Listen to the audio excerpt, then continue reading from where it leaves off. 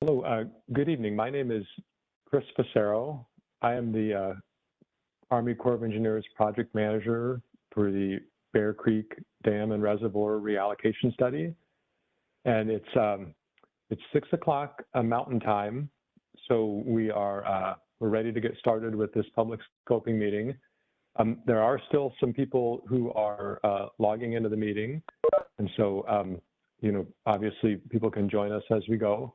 And at the moment, I have muted all the participants on the meeting besides myself. And so what we were planning for the meeting tonight was some very brief introductions, and then the Colorado Water Conservation Board was going to speak briefly about their role in the project. And then we have a presentation that will last roughly a half an hour on the background of the project and the current status of the project. And then after that, we plan to just open it up for public comment and discussion. And so this being a virtual meeting, the way we intend to do that is to just keep everyone except the presenters muted during the presentations. And then after that, just in the interest of everyone being able to hear, we'll still keep everyone muted. But if you could, to indicate that you'd like to comment, you could indicate that in the chat box. So if someone doesn't know how to access the chat box, I'm going to take everyone off mute in a moment, and just please speak up. We want to make sure everyone knows how to ask to be recognized when we get to the public comment period. So everyone should be able to unmute themselves now. So if you have a question about how to access that chat box, please do speak up now, and we can make sure everyone knows how to access that. It should be in the lower right-hand corner of your screens. Okay. Hello. Great. Hello. I'm sorry, what's up? Hello. So how do we do this from the phone? So if you're not on the WebEx and you're just on the phone? Yes. Okay. What we can do, thank you for bringing that up. What we'll do is during the comment period, we'll have a couple of times where we stop and take everyone off mute again and just ask if there's anyone on the phone who has a comment. So we make sure that those who are joining by phone and are not on the web meeting have a chance to comment as well. Thank you for pointing that out. Okay. I want to comment. So can somebody make a list? Oh, make sure that during that time period they call on me or something? Certainly. Can you just tell me your name and I will write that down right now? My name is Joan Poston, P-O-S-T-O-N. Joan, P-O-S-T-O-N? Yep. Okay. Thank you for that. And I'll make sure that we call on you to be recognized during the comment period. If there's anyone else you're welcome.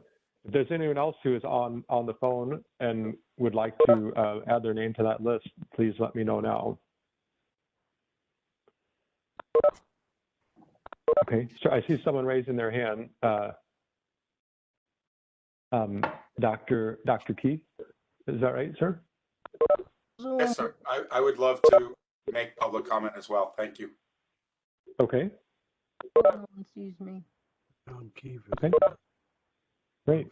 Okay, and I did also want to mention, for those who logged in a little early, it was up on the screen, but the meeting is being recorded tonight, just so that it can be, I believe that the Colorado Water Conservation Board is planning to share it. Really?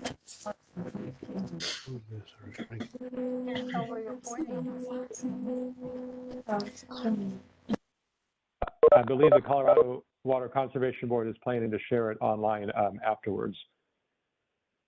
So with that, I just want to introduce myself again for anyone who joined late. I'm here again. I'm not sure what everyone else is able to see on their screen, but my name is Chris Facero, and I am the Army Corps of Engineers Omaha District Project Manager for the Bear Creek Dam and Reservoir Reallocation Study. There are a number of other Army Corps of Engineers team members on the phone. In the interest of time, I'm not going to ask all of them to introduce themselves, but they will be available to help answer questions that anyone might have, or help, more than anything else, correct me if I misspeak while we're doing this presentation. So they are available to us. And I guess at this time, I'd like to recognize the Colorado Water Conservation Board. So Eric, I'm going to find your name here in the participant list and unmute you here. I think you should be able to speak now, Eric. Good evening, everyone. Thank you so much for being a part of tonight. We've got well over 100 folks, so that's awesome. You know, the whole goal of tonight is to get public comment, and it's because of you folks that are taking the time to actually be with us tonight that we're going to be able to get a lot of public comment. And I just want to stress that this is not the only opportunity for public comment throughout this entire study. We've got a slide at the very end of Chris's presentation that will let you know how to input your comment as we move forward. And for those folks on the phone, we'll be sure to say that email clearly and a couple of times once we get to that point, so you know where to go for public comment. But again, I can't thank you enough for being here tonight.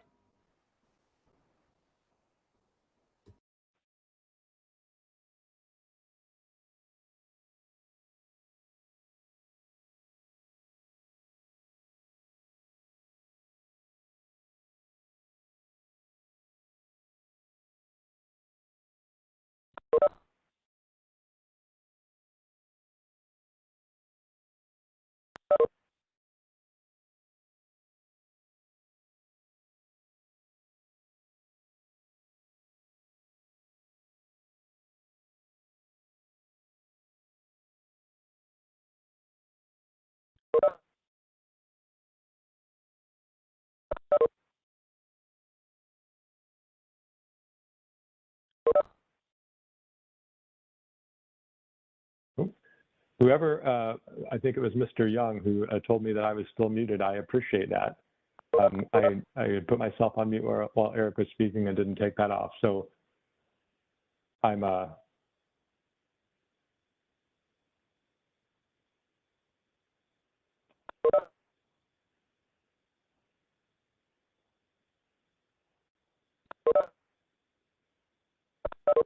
okay. So Eric, I can see you now. Will you just give me a wave if you can hear me? I think that, okay, great, thank you. I apologize for that.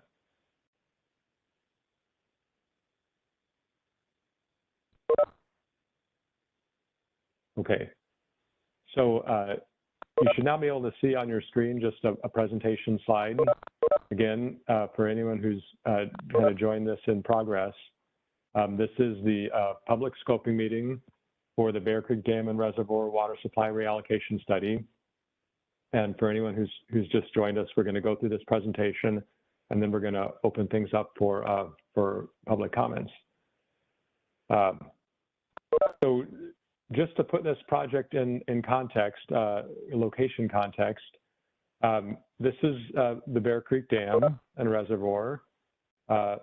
It is part of what's called the Tri-Lake system, which includes Bear Creek Dam, Chatfield Dam, and Cherry Creek Dam, and they operate as a system to provide flood risk management for the city of Denver.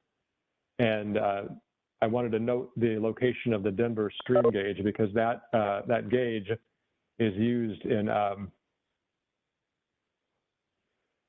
someone asked if there's any way to turn the beeping off, and I apologize, I don't think there is. As long as people are joining or leaving the call, we always get a beep to let us know that they're doing that. So I think that will subside once kind of the majority of the people have gotten on the phone. But anytime someone comes on or leaves the call, there'll be that beep. So I apologize for that. If anyone who's a WebEx guru knows how to stop that, please, you can put that in the chat, and I'll get that taken care of.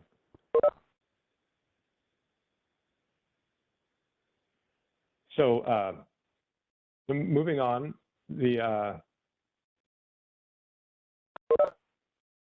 wanted to talk just a little bit to orient everyone to the dam features that we'll be talking about some. So this is a view of the Bear Creek Dam and Reservoir. This is looking generally upstream on Bear Creek toward the west.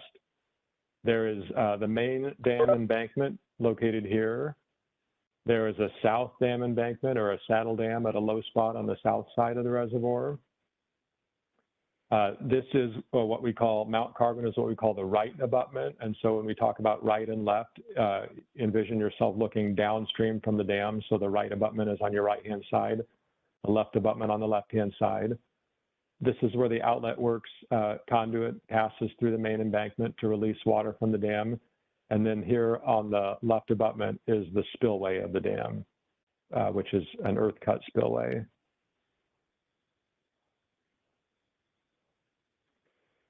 So I'm going to go over what the current reservoir pool zones are to kind of give everyone an idea of what the storage in Bear Creek Dam is used for now. So this is a schematic, obviously, of the dam shown here schematically and the reservoir. So in the reservoir, there is what's called inactive storage of approximately 28 acre feet, and that is located below the level of the outlet works. So that's water that really can't be accessed to be released through the outlet works. And then above that, there is a multi-purpose pool that is for the purposes of recreation and fish and wildlife enhancement. That's about 1,700 acre feet. And that is, the top of that pool is the normal operating pool of the reservoir, which is at the inlet, the ungated inlet to the outlet works, which is pictured here. So, you know, those who are familiar with the dam know that that normal pool level is far below the crest of the dam, and all that area between the normal pool level and the top of the dam is dedicated to the flood risk management purpose of the dam. There's an exclusive flood control pool of about 28,500 acre feet. And then there's what's called a flood surcharge pool of about 55,000 acre feet above that. So this exclusive flood control zone is where water, incoming water in the event of a flood can be stored behind the dam. And then the flood surcharge pool is if the water level went high enough that it was flowing over the spillway crest, there would be some depth of flow over the spillway, and that surcharge pool can go all the way up to this top elevation. Now, something that's not shown on this schematic, just because the scale didn't really permit it, is that between the top of this flood surcharge pool and the top of the dam, there's 9/10 of a foot, and that's what's called the dam freeboard. So when we design a dam, we use what's called the inflow design flood, which is the largest flood that we think is reasonably possible. And that's used for design to ensure that if that flood should occur, it can be safely passed through the dam. And so based on the current hydrologic information that we have, which was updated in 2016, the dam would have 9/10 of a foot of freeboard if the inflow design flood were flowing through it, which would mean the difference between the top of the water flowing over the spillway and the top of the dam would be 9/10 of a foot. So that just will help hopefully orient everyone to the storage in the dam now. And we'll be referring back to this graphic as we talk about some of the different measures that are under consideration for storage reallocation. So just to talk briefly about the purpose and need for this study. So the state of Colorado has identified a significant water supply shortfall statewide of about 400,000 acre feet by 2050. So the Colorado Water Conservation Board requested this study to determine whether there is storage in the Bear Creek Reservoir that could be reallocated for water supply. And I'm just going to stop for just a second. I think someone is trying to tell me in the chat how to possibly turn off the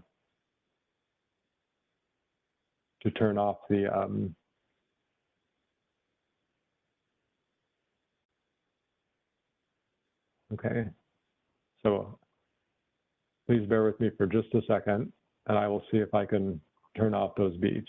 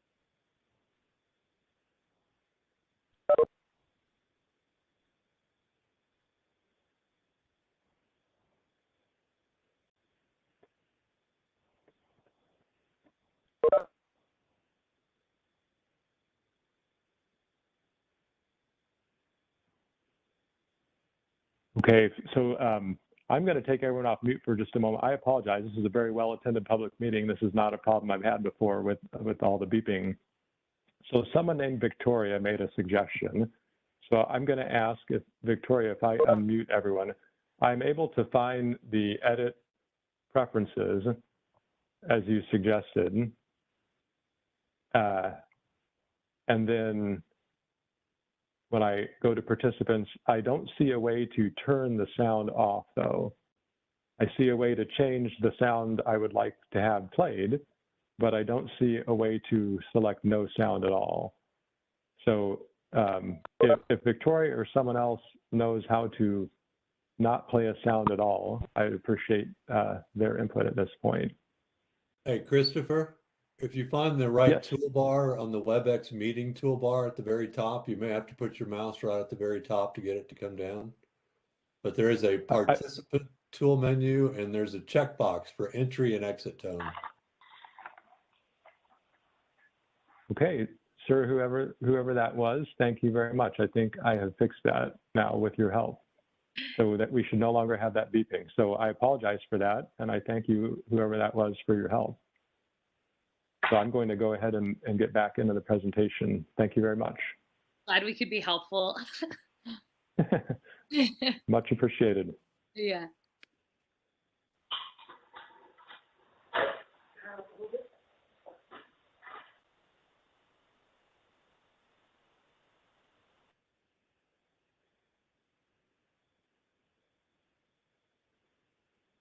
Okay, so you should be able to see that again, and please, can someone who's on video just give me a thumbs up if you can see that screen again to make sure that, thank you very much. Okay, so we were talking about the fact that CWCB requested a study to determine if there was storage that could be reallocated. So the next thing, kind of a background item, is that Bear Creek Dam is a Dam Safety Action Classification, or what's called a DSAC 3 dam. So all of the dams in the Corps of Engineers inventory have a DSAC rating, which is a rating that's determined based on dam safety risk, which is the risk of any sort of failure at the dam. And that's coupled with consequences, which would be the consequences that could occur if there was a failure of the dam. So at Bear Creek Dam, it's actually a very safe dam. It's one of the newer dams in the Corps' inventory, and it meets all of the current design and construction criteria. But because it's just upstream of the city of Denver, there are very high potential consequences. So that's why it has that DSAC 3 rating. And because of that classification, the Corps of Engineers had to request an exception from one of our engineer regulations relating to safety of dams. And that generally restricts reallocation studies at dams that have that DSAC 1, 2, or 3 rating. In this case, an exception was granted because the dam is safe and the consequences are what's driving that rating. But what that means for this study is that we have to be particularly cognizant of dam safety concerns as we're conducting the study.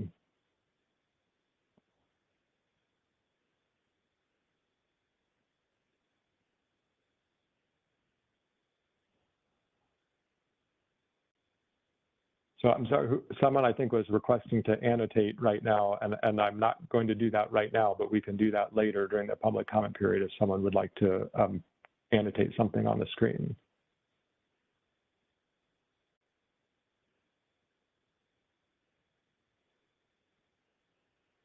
Okay, so just a little bit on the background. There's what's called a feasibility cost sharing agreement that was executed between the Corps of Engineers and the CWCB in August of 2019. And then we had what we call our first iteration planning meeting in October of 2019. And after that, the study was suspended from November of 2019 to June of this year because we were working with CWCB to address some concerns about how the dam safety considerations would play into the reallocation study, and also had some discussion about how we would estimate our probable maximum precipitation and that inflow design flood that I mentioned earlier. So the reason I mention this is that there was not quite 2 years where we spent time working through those issues. And that's why we're only now having our public scoping meeting, even though the study officially started in August of 2019. We really haven't made a lot of progress to date on the actual reallocation study. So after we restarted the study in August of this year, we had our second iteration planning meeting. And that, as shown there, both of those planning meetings involve CWCB, the Colorado State Engineers Office, and the City of Lakewood as primary participants.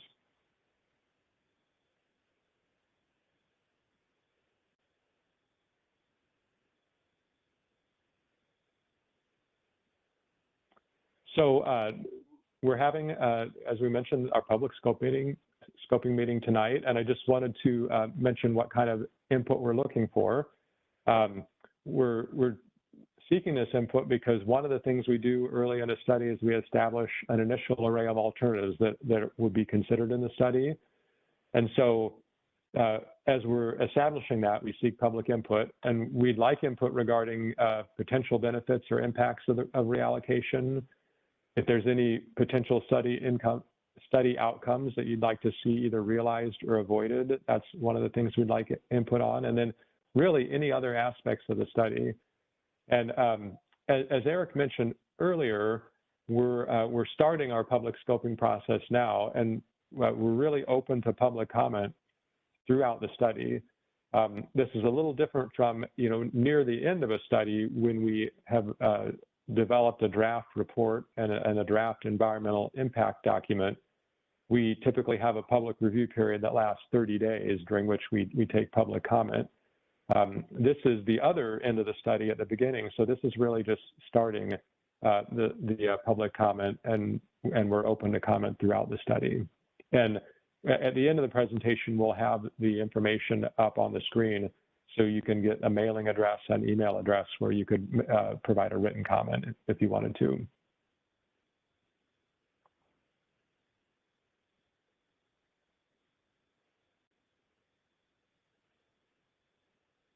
Okay, so we're going to talk about study opportunities, study objectives, study constraints and considerations that have been identified. These are all things we identify at the outset of a study, and these are things on which we would like public input. So the opportunities that we've identified are that there might be an opportunity to reallocate storage in the reservoir to water supply. And there might be an opportunity to store agricultural augmentation water in the reservoir for future use. There might be an opportunity to improve the reservoir water quality or prevent Bear Creek downstream of the dam from running dry in drought periods, and we would do that by incorporating environmental considerations into any alternative we're looking at. The IDF, or inflow design flood, that I mentioned can be updated, and that'll help us better understand dam safety risk, and it'll allow for more accurate analysis of alternatives. And the reason that's updated over time is that inflow design flood is based on a period of record of what events have happened, flood events have happened over the period that we have recorded records for. And with each passing year, we have another year of recorded record that can go into that. So those are updated periodically just based on the fact that we have better information. The reservoir's location directly on Bear Creek and Turkey Creek would allow for immediate capture of any available flows that could be legally stored. And so that's as opposed to having to store it off stream somewhere and pump it or otherwise convey it for use. And then finally, the location of the reservoir at a relatively high elevation within the basin would afford the opportunity to deliver stored water by gravity. And so based on those opportunities, we developed objectives for the study. The first one is to evaluate the availability of existing storage in the reservoir, and that will include consideration of the potential to change the IDF through updated hydrologic analysis. And then determining whether there's storage in the reservoir that could be reallocated for water supply, and whether it's technically and economically feasible to modify the project to create additional storage. And those modifications could include either physical modifications like raising the dam, or operational modifications like modifying the water control plan, which is the document that governs how we regulate the reservoir, when we release and how much we release from the reservoir. So some constraints that we've identified are that that DSAC 3 rating that we talked about could limit opportunities for water supply reallocation, and reallocation might require measures to address dam safety issues. The primary authorized purpose of the dam is flood risk management. So any impacts of a water supply reallocation on that purpose of flood risk management have to be carefully considered. And that includes if there's any transfer of risk to other basins or dams. And in this case, we'd be talking especially about Chatfield and Cherry Creek as parts of the Tri-Lakes project. If there's any increase to overall project risk, we have to consider that carefully. An example of that would be if we're storing more water behind the dam, a higher normal reservoir pool, that results in increased loading on the dam. So essentially there's water higher on the dam for more time. And so that would have to be considered with an updated risk assessment to determine if there's any changes to overall project risk and whether those changes are acceptable. And then finally, and this applies to any study that we do, any reallocation alternative that we would recommend has to comply with applicable laws and policy requirements. And that includes the need to mitigate any environmental, cultural, or recreational resource impacts of a project. And then finally, we're going to talk about what we call study considerations. These are things that are not necessarily constraints on the study, but there are things that have been identified as very important to keep in mind. And so the first is that impacts to recreational resources could significantly affect the character of Bear Creek Lake Park. And so even though there's a requirement to mitigate those impacts, we need to be cognizant of the fact that any changes could change the character of the park. And so an example of that would be right now there's a lot of land-based recreation there, like trail use, biking, hiking, equestrian use, camping in the riparian areas. And so if the normal operating pool were raised, it might change the character to more of a water-based recreation. And that's something that we definitely need to keep in mind. A reallocation project could result in an increased hypolimnetic volume in the reservoir, and that could adversely impact the water quality. So essentially, if the water is deeper, it could have impacts on water quality, and then increased waterfowl use could result in increased bacterial contamination of the reservoir. There's an existing sewer pipe that crosses over Bear Creek downstream of the dam, and that constrains the flow at that point to about 500 cubic feet per second, and that's especially true if there's debris blockages. And so that limits the current release capacity of the dam, and that is not something that couldn't be changed, but it's just something that needs to be kept in mind. And then finally, there's a pipe for the Harriman Ditch that runs under Turkey Creek, and that could be impacted by a reallocation depending on weather and how much the reallocation would raise the normal reservoir pool. And like the sewer pipe, that's not an insurmountable issue, but it's one to keep in mind. So I'm going to talk now about the measures that have been identified so far. So those teams that met at the first and second iteration planning meetings that I mentioned earlier brainstormed a number of potential measures for reallocating water. And those measures, we've done some preliminary analysis of those. We haven't made any decisions on any of them, and so I'm going to go over what those are now, just to give everyone an idea of kind of the range of measures that we're looking at. And again, this is an area where we certainly want public input on if there's something we've missed or if there's something that that is not preferred by members of the public for any reason. So the first one is no change to the project, and that's what we call the no action alternative. So all Corps of Engineers studies always have a no action alternative because we always have the option of just doing nothing. That doesn't obviously meet the objective of trying to reallocate water for water supply, but it's always an option, and it's one that we carry all the way through the study and compare against other alternatives. Okay, so the second kind of group of different things we would look at would be increasing the reservoir capacity and the normal operating pool. And so we're looking at a ranging anywhere from around 550 acre feet all the way up to 20,000 acre feet.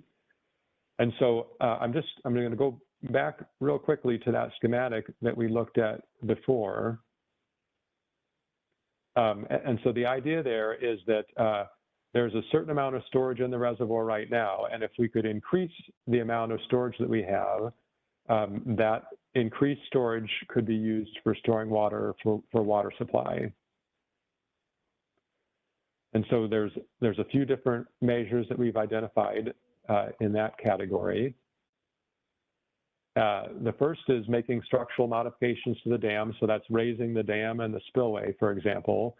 That would increase the storage available for water supply. The second is excavating in the reservoir. So in the current pool, we would remove accumulated sediment or deepen the reservoir to increase the storage available in the pool for water supply. And then the third is excavating forebays upstream of the reservoir. So that would be excavating more reservoir storage upstream of the current reservoir to increase storage capacity. So just going back for a minute again to that schematic, I want to note kind of a difference between those two types of things. So the one where we talk about possibly raising the dam, that would be raising the dam crest here, that would allow more storage behind the dam, and it would increase the normal operating pool to some higher level. Whereas the option that we were considering where we would excavate in the reservoir pool would be doing something at this level. It would have to be above the level of the inactive storage so that the water can be released out of the outlet works. But that would be doing something like increasing the reservoir area by excavating, and then there would be a potential to store more water without actually raising the normal operating pool. And then there could be some combination of those two things where there's some excavation in the reservoir and there's also some increase in the normal operating pool. So there's kind of a range of alternatives that's captured by those three measures, but they all have to do with increasing the reservoir capacity and then increasing the normal operating pool. So the second kind of major group is making some trade-offs and purposes. And so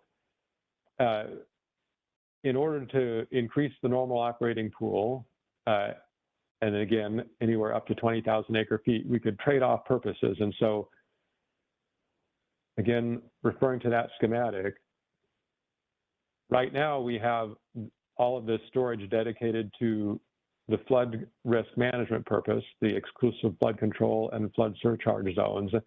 If we could trade off some of that flood risk management purpose for water supply purpose, we could potentially store water in this existing flood control zone.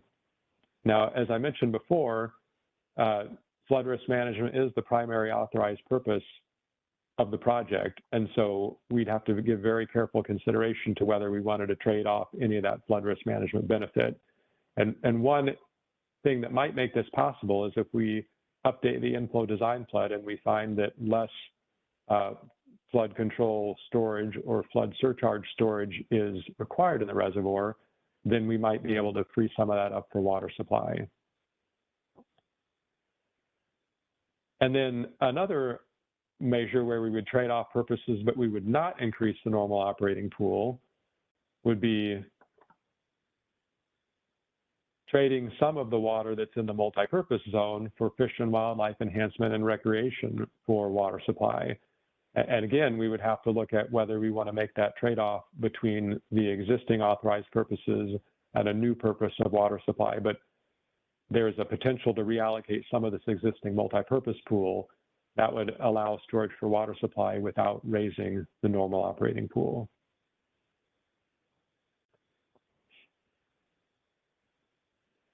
And then there are operational changes. So the idea here is that we'd release more water or release water sooner, and then we would increase the normal operating pool. So again, with reference to that schematic, if we somehow change the operations so that we could release more water or release water sooner, then in the event of a flood, we could evacuate some of the flood control zone and still maintain the flood risk management benefit while being able to store water for water supply behind the dam in non-flood times.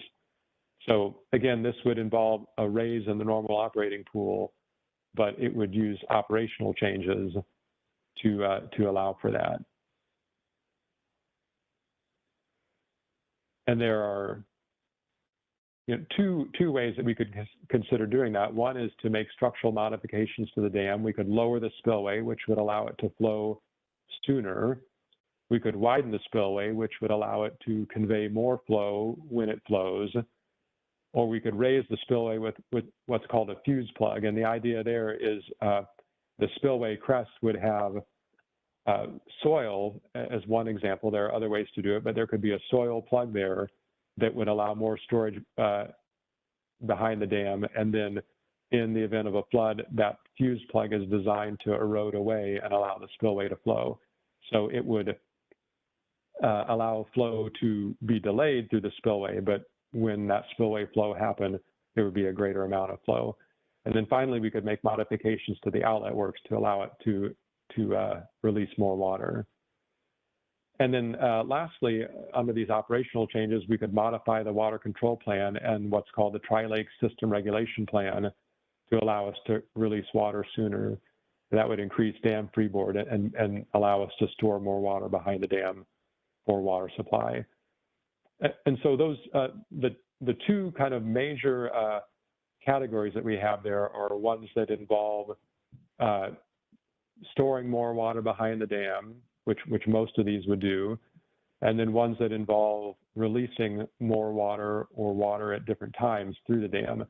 And those both have potential risks associated with them. If we store more water behind the dam, we could potentially increase what we call the breach risk of the dam, which would be the risk to people and property downstream if the dam were to fail.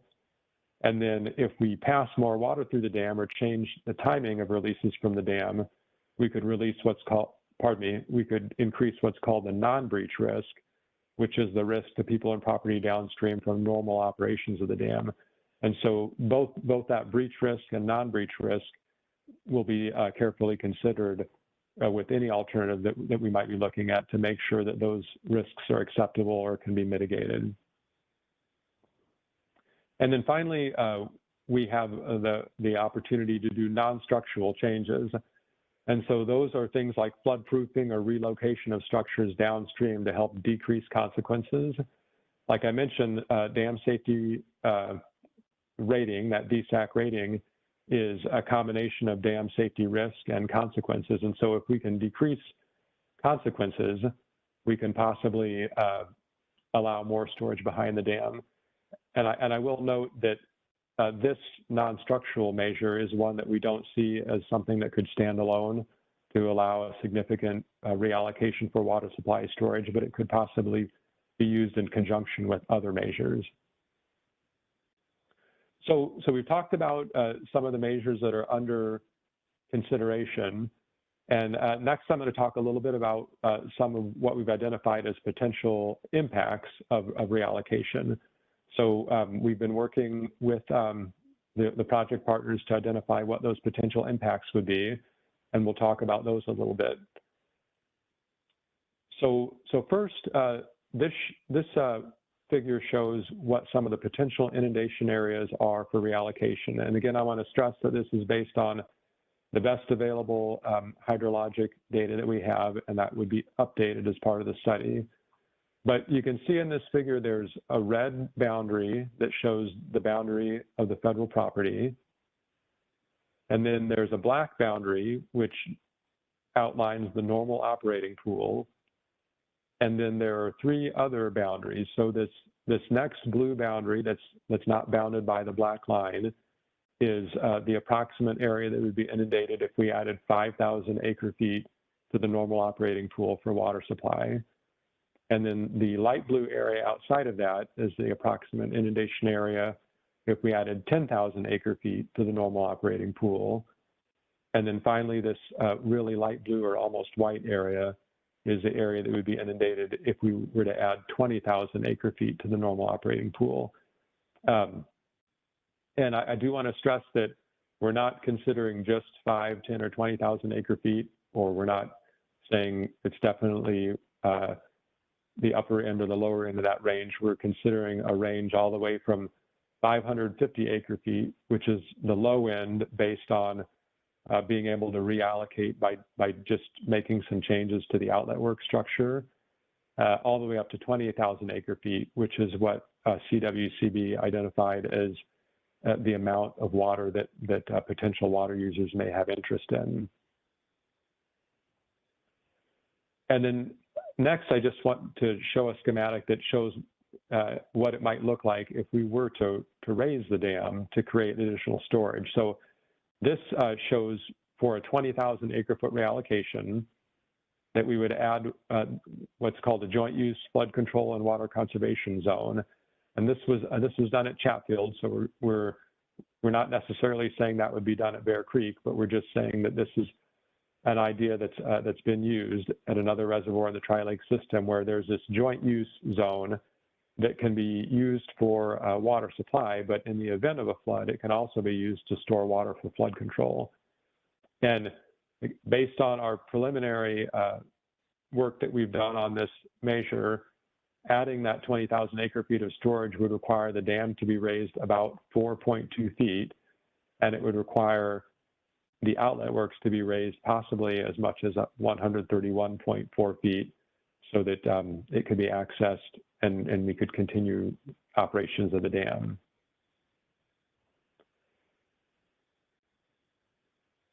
And then I want to mention just kind of what the expected outcomes are of the reallocation study, and then the QRA, which is, it stands for Quantitative Risk Assessment, and that's the dam safety risk assessment that we'll do.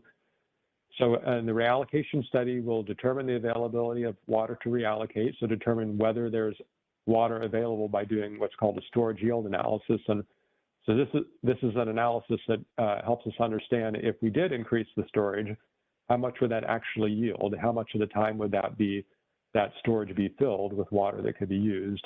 Because as everyone knows, not every year would be a wet enough year to fill any given storage volume in the reservoir. So we look at the cost of storage and the cost of any required mitigation measures, and we would compare that cost to other alternatives that are available for water supply to evaluate economic feasibility. We'd look at environmental, recreational, and cultural resource impacts, not only to see how they would be mitigated and what the cost would be, but to determine whether those impacts are acceptable. And then we determine whether reallocation can be recommended. And then for the quantitative risk assessment, we would update our hydrologic analysis to support that. That's updated the inflow design flood that I mentioned. We would update what's called a potential failure modes analysis, where we look at any way that we can brainstorm that the dam could possibly fail, and that might change with potential reallocation plans. And then we would do what's called a quantitative risk assessment for the existing conditions and for any potential reallocation plans, and determine whether reallocation can be recommended from a dam safety standpoint. So that just is kind of a rough outline of the major things that would be done as part of this study. There'd be not only the normal reallocation study tasks, but also the quantitative risk assessment tasks to address potential dam safety risks. And then just to talk a little bit about environmental resources that have been identified in the project area.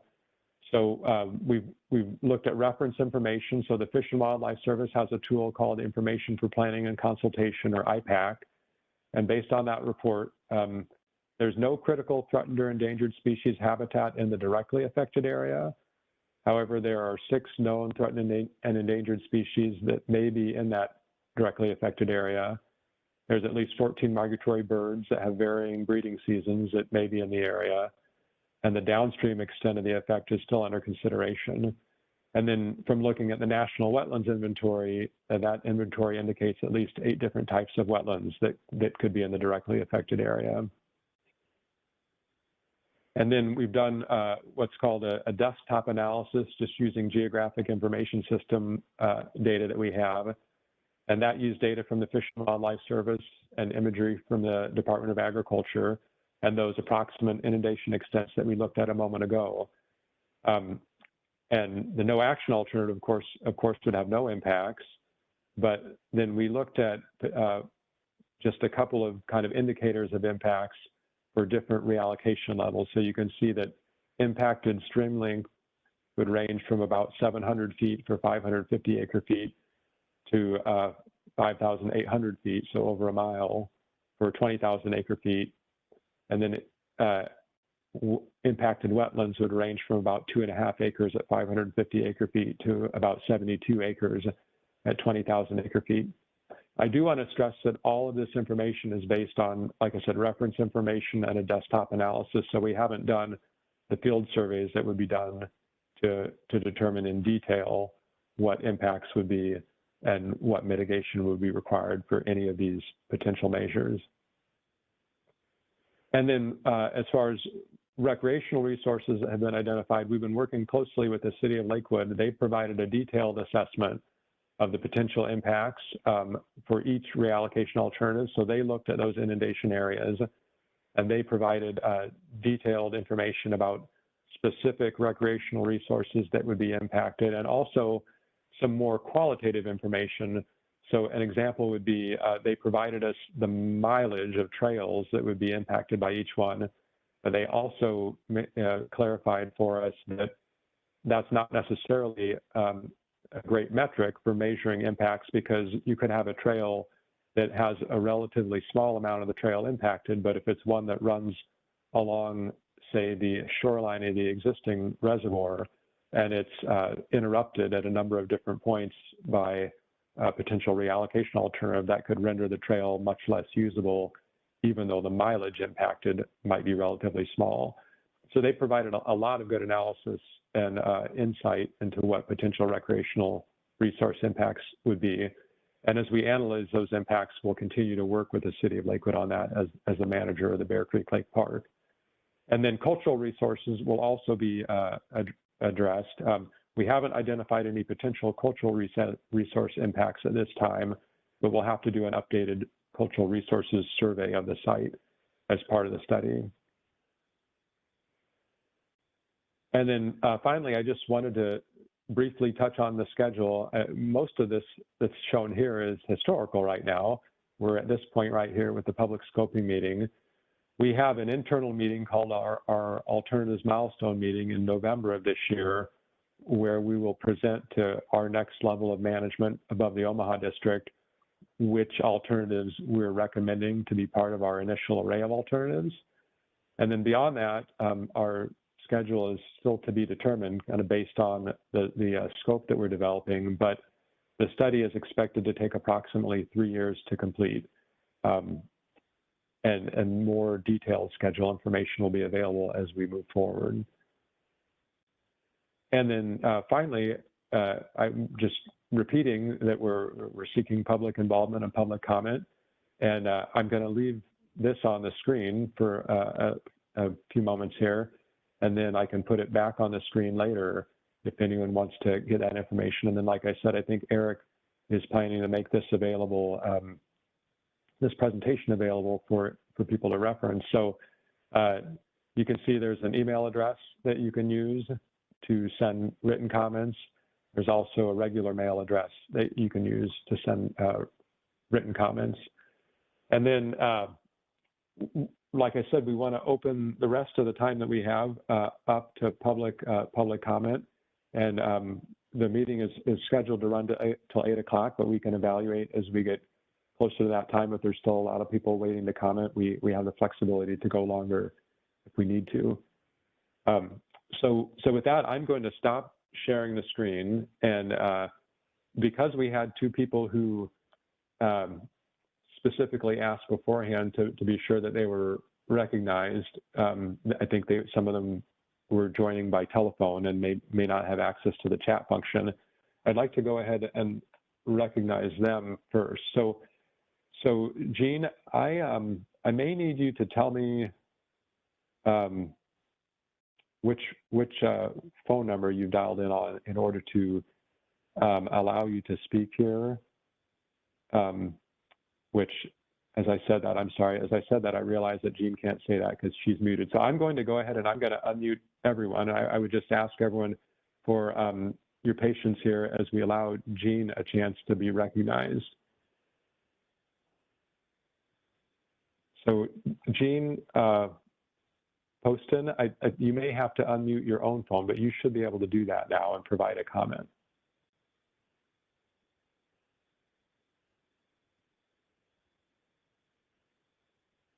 Okay.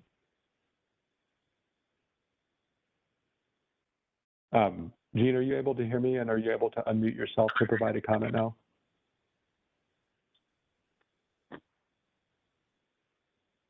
Okay, we'll come back to Jean in a minute. There was a doctor, and I apologize, my handwriting as I was writing your name was not great. Dr. Keith, I think.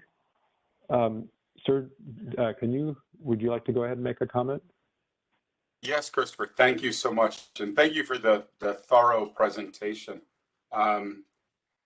I guess I'd like to start by, again, thanking you for focusing this on the study scoping process and the flow. I think that some of us might have heard that this was really more of a water resource issue and not a dam issue. I was wondering, and I apologize, I'm going to bullet point you here. I was wondering if you could discuss any possible reassessment of the river compact of 1922.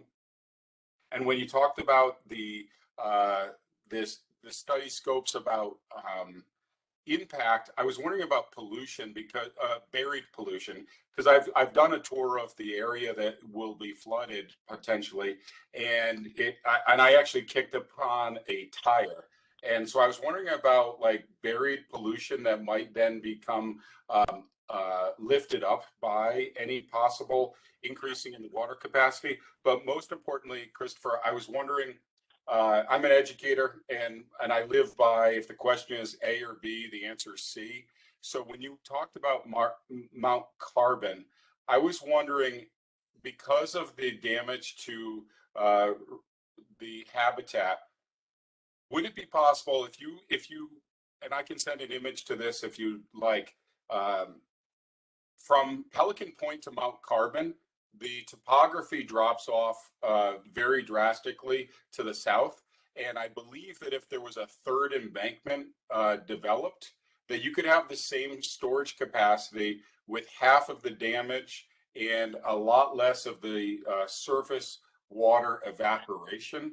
And that would be the conclusion of my comments. And again, thank you for the presentation and thank you for hearing my concerns. Thank you. So in the interest of allowing everyone who wants to comment to do that, I'll try to keep answers to questions kind of brief. And then, like I said, we're recording the meeting, and so we'll have that to go back through and see if we can elaborate on those answers any. And also, I can see there's a lot in the chat box. I'm not able to keep up with that, so we will be saving that chat to look through, and also we'll have the opportunity for written comments. But regarding the river compact of 1922, I have to confess I am not familiar with that, so that's something we will have to check into in more detail.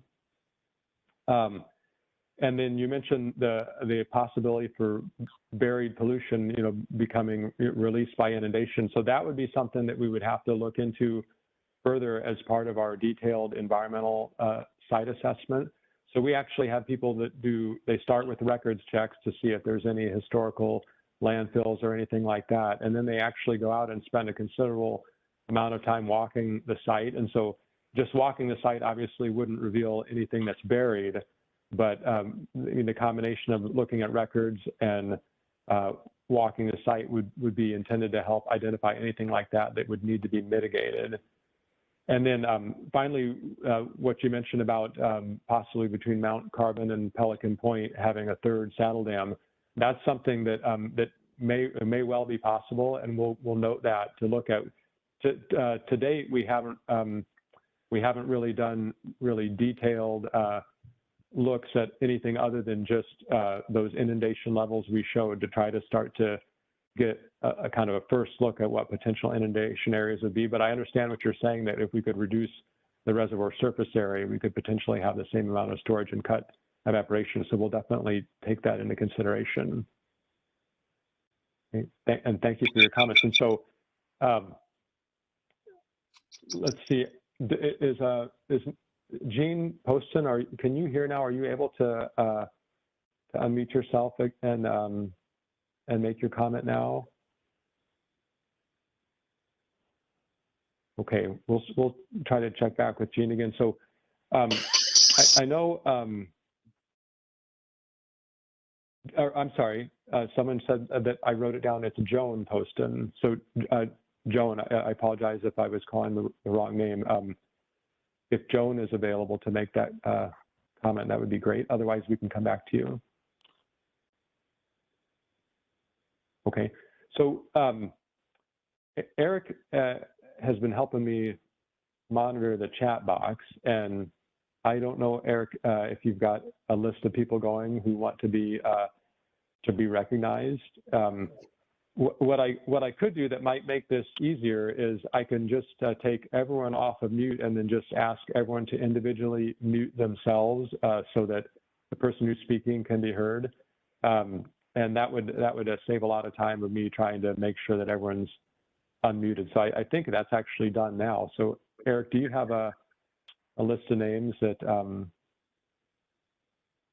yeah, you can start with? Katie Gill was next on the list, who requested to make comments. So Katie, if you're out there. Hi, thank you. Can you hear me?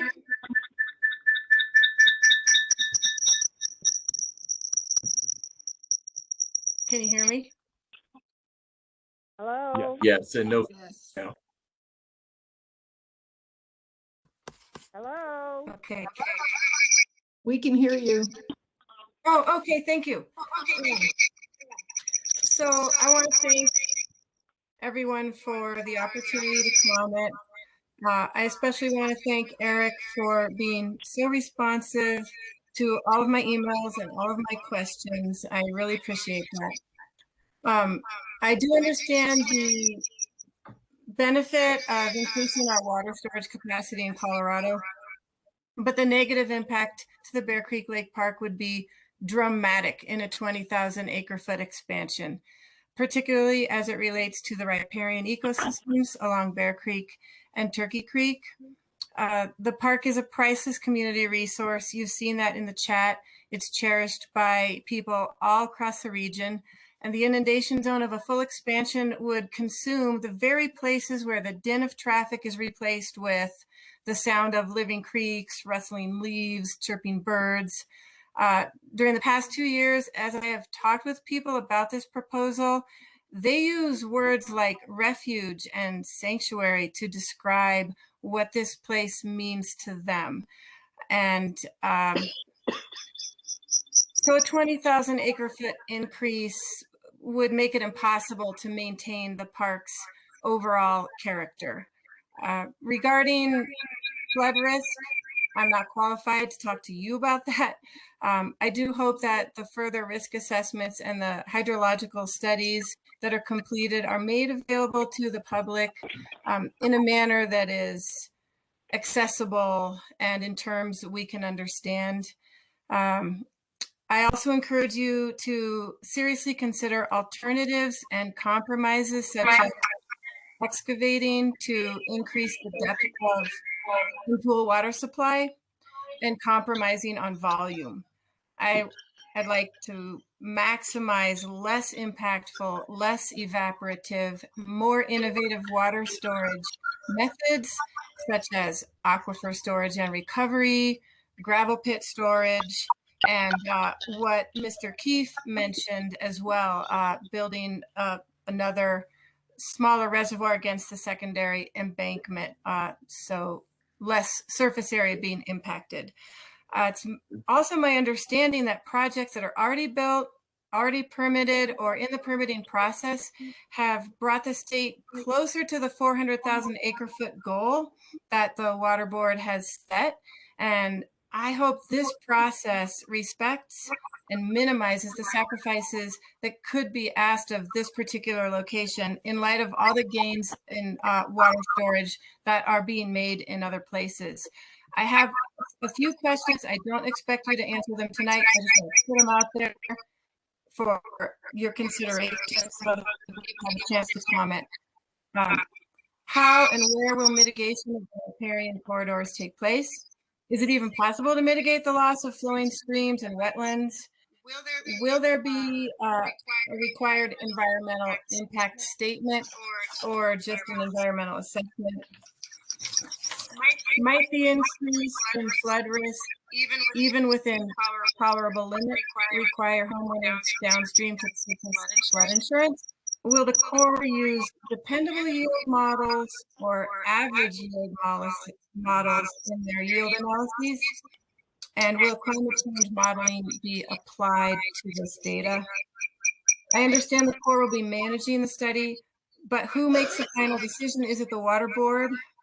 Have the water rights associated with the additional storage been approved? What will the cost be per acre foot for the municipal partners? Have they indicated a willingness or an ability to pay those costs? And finally, will we be able to comment to the Water Board as well as the Army Corps of Engineers in this process? Thank you so much for entertaining such a long comment.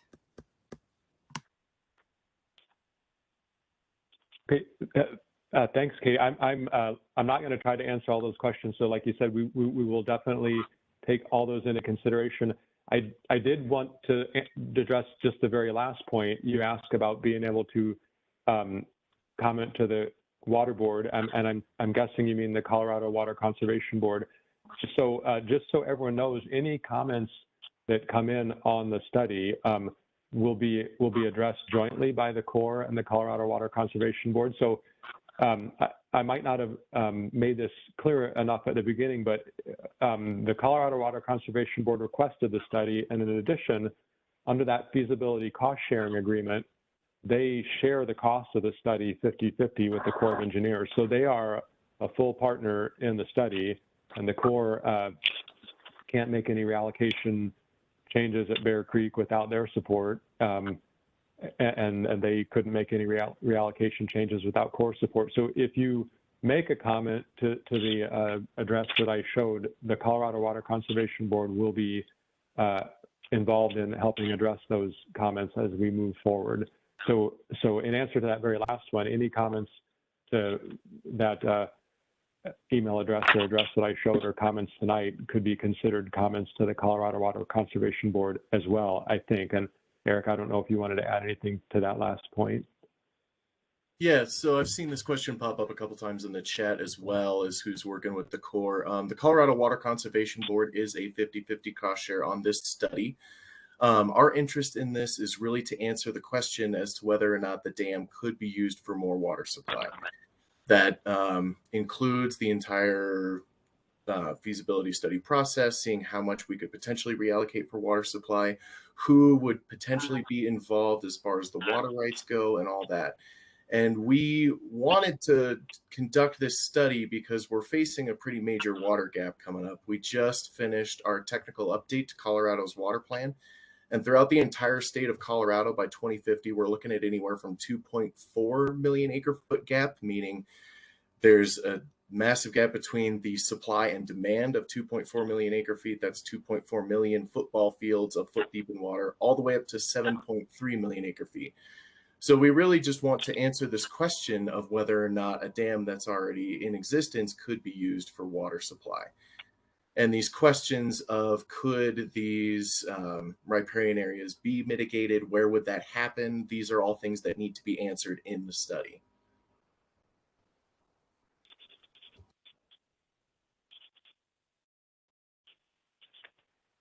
Yeah, thanks again for the comments, Katie and Eric. Do you have someone on the statement on the list next? But So Dan This is for Sherman new was development. up next This is not on for our existing list of people. folks There that is going to be a water gap to the people that live here. Could I ask that everyone please put themselves on mute, and then we'll recognize people one at a time to talk, just so everyone has a chance to be heard. So I'm Dan Sherman. Is it my turn?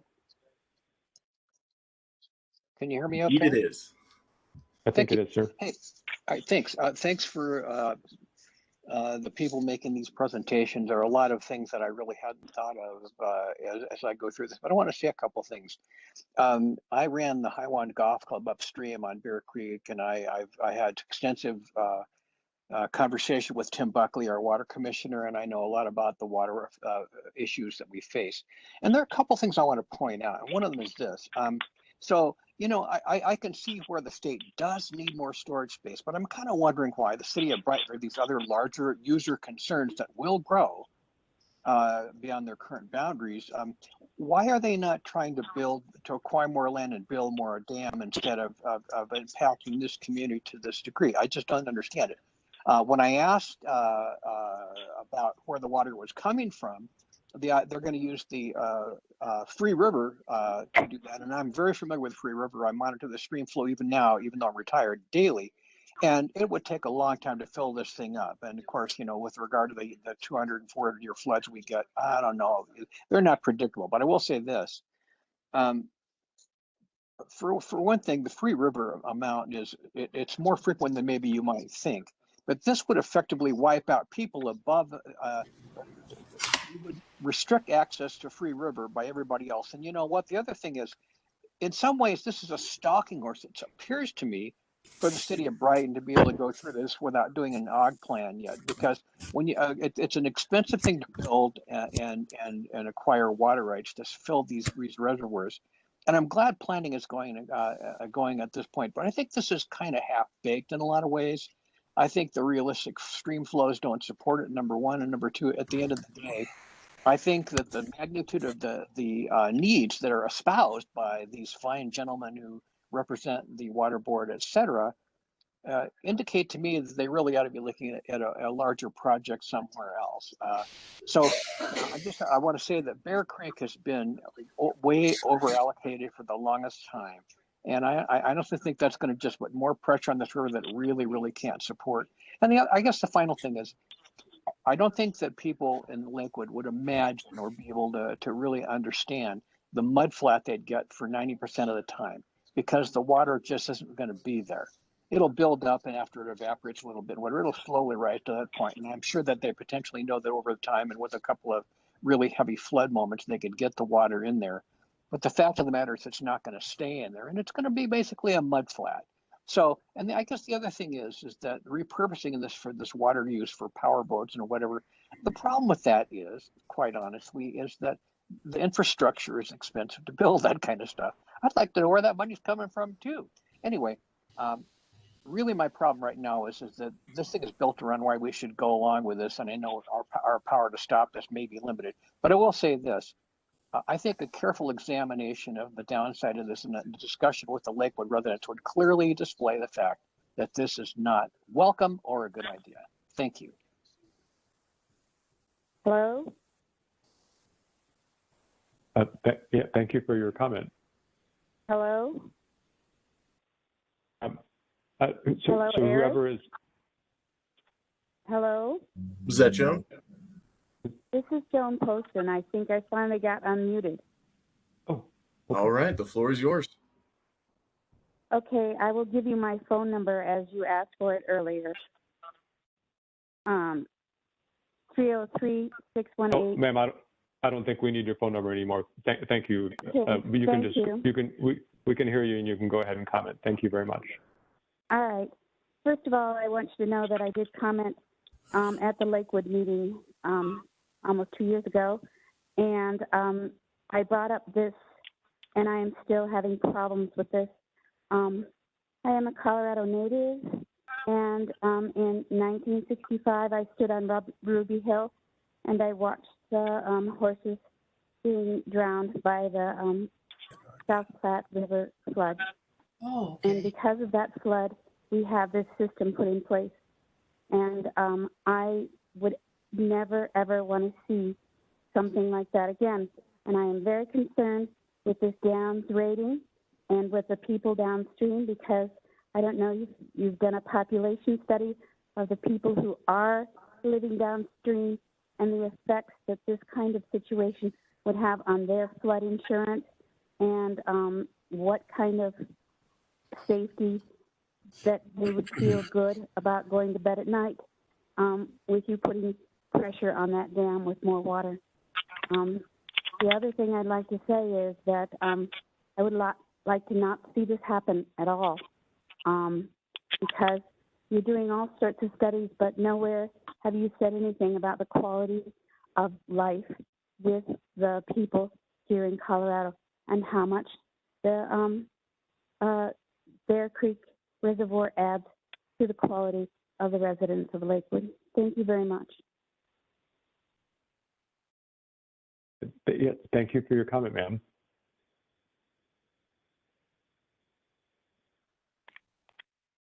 Do you have someone next on the list, Eric? Yes, up next we had Michael Gunstanson. I hope I pronounced that correctly. I apologize if not. That's close enough, Eric. Thanks for letting me speak. I actually have a question. If I understand this correctly, the main reason we want to expand this is to have more water for the state, correct? Right? Then why wouldn't we expand Chatfield, which is already rated for 336,000 acre feet? Just seems like that's a no-brainer. You have a facility that's already equipped to handle this, way more water than Bear Creek Lake can hold. Why wouldn't you just go to Chatfield and use it for the water storage?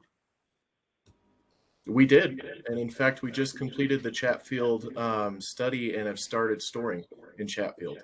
Right, but you're not going to take it all the way up to 336,000 acre feet, right? It can't be done according to the last feasibility study and still maintain the dam's flood control purpose. How high can it go? That is a good question, and that I do not know. Right, I'm guessing it could go more than 20,000 acre feet, which is what you're asking us to do. That reallocation was 20,200 acre feet, so right at about the same. But the studies I've read say that the reservoir is rated to hold 336,000 acre feet. That's the Corps of Engineers' own study. So, again, what's driving Bear Creek Lake expansion other than going to Chatfield, when Chatfield seems like a no-brainer? So I can't address the specifics of that, and I do appreciate the question. We can try to get a more detailed answer to the question, but like Eric mentioned, there was a reallocation study done for Chatfield, and there's a plan being implemented there to store more water. I wasn't involved in that study, so I don't know the details of it, but all the same sorts of considerations that have to be balanced that we talked about for a study at Bear Creek applied to Chatfield as well. And as many of you probably know, there were very significant mitigation measures undertaken to accommodate that reallocation. So I apologize, I can't answer your specific question. We can try to give a more detailed answer, but the reason we're looking at Bear Creek is because, as Eric mentioned, CWCB on behalf of the water users of the state of Colorado is exploring where storage might be available. And so that's why we're looking at Bear Creek now. So I appreciate your comment, sir. And we, like I said, we have the comment recorded and can try to provide more information to you on specifics about that. Awesome. Thank you for letting me speak. Sure. Thank you. How do we make a comment here, Christopher? I would like to make a comment. So if you can access the chat box on your screen, which is in the lower right-hand corner, you can just put your name in there, and Eric from the Colorado Water Conservation Board is kind of keeping a list of people, and we're calling on folks, and then we'll take a couple of breaks where we ask anyone who may be on the phone and doesn't have access to that chat box to see if they want to make a comment as well. So I think Eric probably has someone else next in line right now to make a comment. Is that right, Eric? That is correct. But Tom, I just put you in the queue. Cool. Thank you. No problem. Up next, we have someone by the name of Lynn. There was no last name.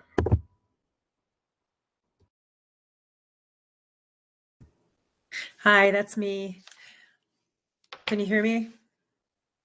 Coming in loud and clear. Okay, perfect. I've been a resident here 21 years, and I've been recreating in Bear Creek Lake Park for 21 years. I'm not a water engineer, but I have quite a significant appreciation for nature. And one of the things, when I came here, I took the city of Lakewood offered this thing called citizenship class, Citizenship 101 or something. And I took it, and I remember asking them about the Rooney Valley, and they assured me it would never be developed. There wasn't sufficient water. Well, now we got 4,000 homes coming in, and we don't have the water for it. And I used to be able to lie in bed and hear the coyotes singing every night in Bear Creek Lake Park. And we used to have warnings up about bear. Once in a while, you'd see a black bear. I haven't seen a black bear there in probably 10 years. And one time I was cycling through, and there was an elk, a huge elk. I had to wait for him to stop nibbling on a tree because he was covering the bike path. My point is I've seen the wildlife decreasing and decreasing and decreasing. It's just a constant taking away of the things that I value about Lakewood.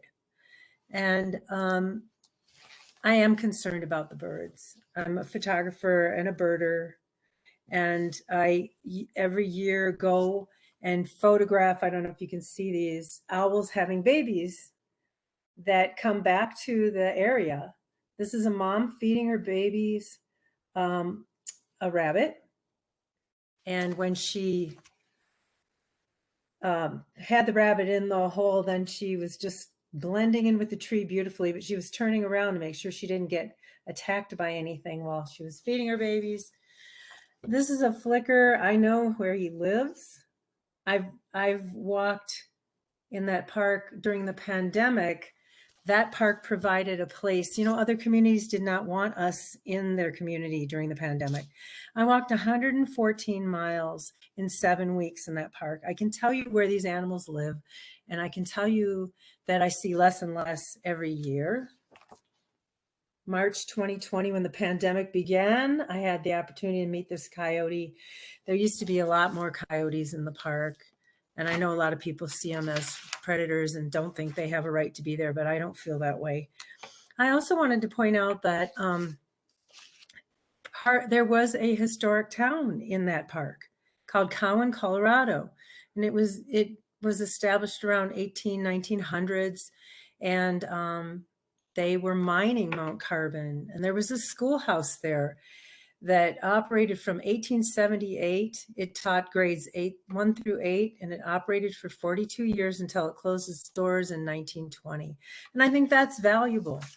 I am extremely concerned about losing the cottonwoods, which are probably over 80 years old, in that riparian area right past the Bear Creek Reservoir where the fishing area is. And I've seen large bull snake that live there, and the paths are beautiful. And I know that's all touchy-feely stuff. But to me, that's valuable. And I don't want to see that gone. It's also a very safe place to cycle. And I credit that for, I mean, I have a lot of friends who are road cyclists, and it's a safe and close place. So it offers a lot of recreation to a lot of people. I think that's everything. Thank you. Appreciate you giving me the time. Thank you, ma'am, for the comment.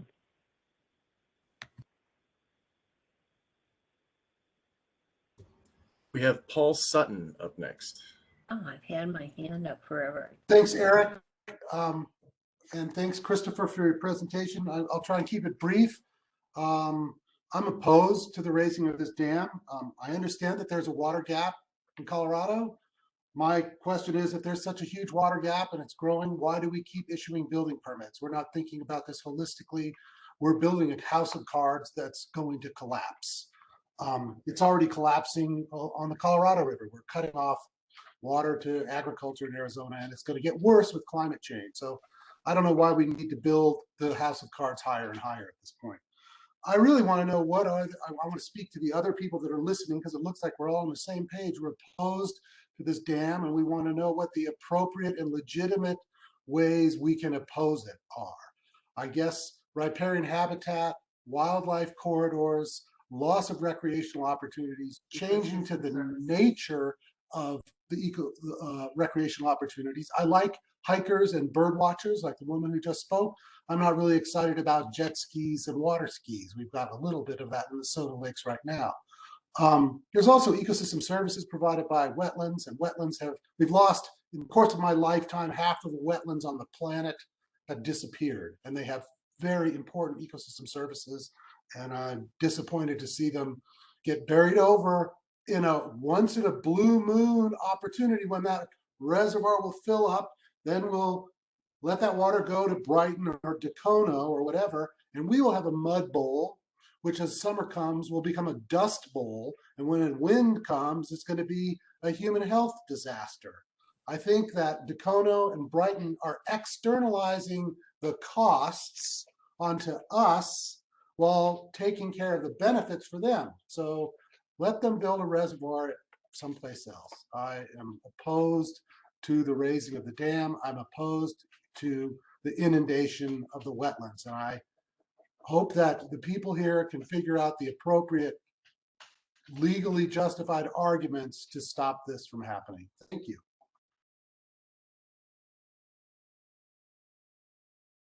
Yeah, thanks for your comments, sir. And I will just address one thing you said. You were asking what's the appropriate way to oppose it, and I think definitely just what we're doing right now, making these comments. If you have a reason that you oppose a reallocation, this is why we have a public scoping meeting, to hear from the public. And I apologize, I haven't kept up with what's in the chat. I did see at one point someone asking if all the comments would be individually addressed.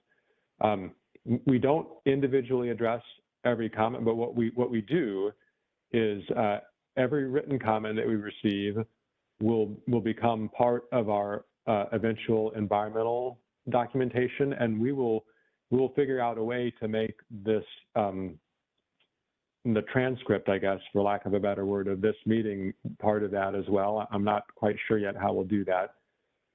But those things, those comments are all part of our environmental document, whether it be an environmental assessment or an environmental impact statement. And we make our best effort to address those comments that we think we can address in the study. And that is available, you know, when we get to the end of this study. If we do recommend some alternative for reallocation, all those comments will be part of that document, and the public can review those and note, you know, what was said about the project as the study went on. And ultimately, and I'm not certainly not advocating this at this point because we're still just doing the study, but ultimately, as all of you are aware, there's a legal system for if there is a project recommended that is not supported. That's not our aim, but if there is, then people have the opportunity to oppose it legally as well.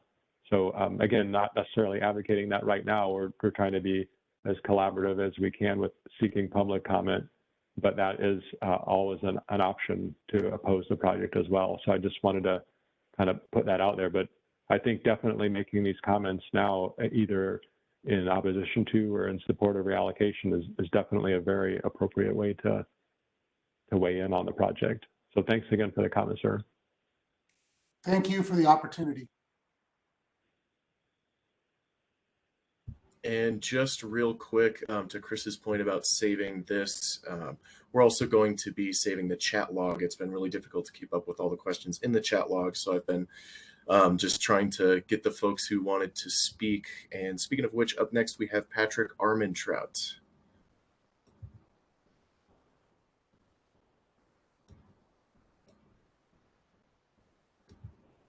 If Patrick is still on, maybe he's muted.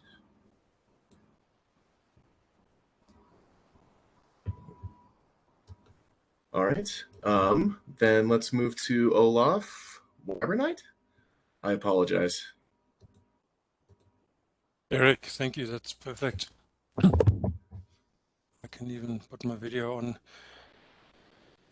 And I'd like to sort of, I'm a very frequent user of the environment there. So like Lynn said, I can attest to hundreds of hours and miles riding, on the road and on the single track. So very frequent user.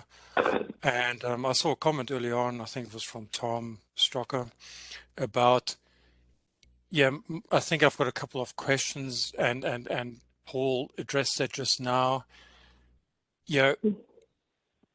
At the moment, the socio-economic impact that is affecting this society, it seems to be like an afterthought. It is the last little point on the study opportunities, is that it might impact us where we know it's going to be either a mud bowl or a dust bowl, right? Intermittently, we might have water there. So, and we will lose like our recreational area. So my question is, I want to understand, how can we elevate the social study importance in the decision-making process? Because at the moment, it seems to be like an afterthought. It's only an opportunity. It is certainly not on the agenda to be an important decision point.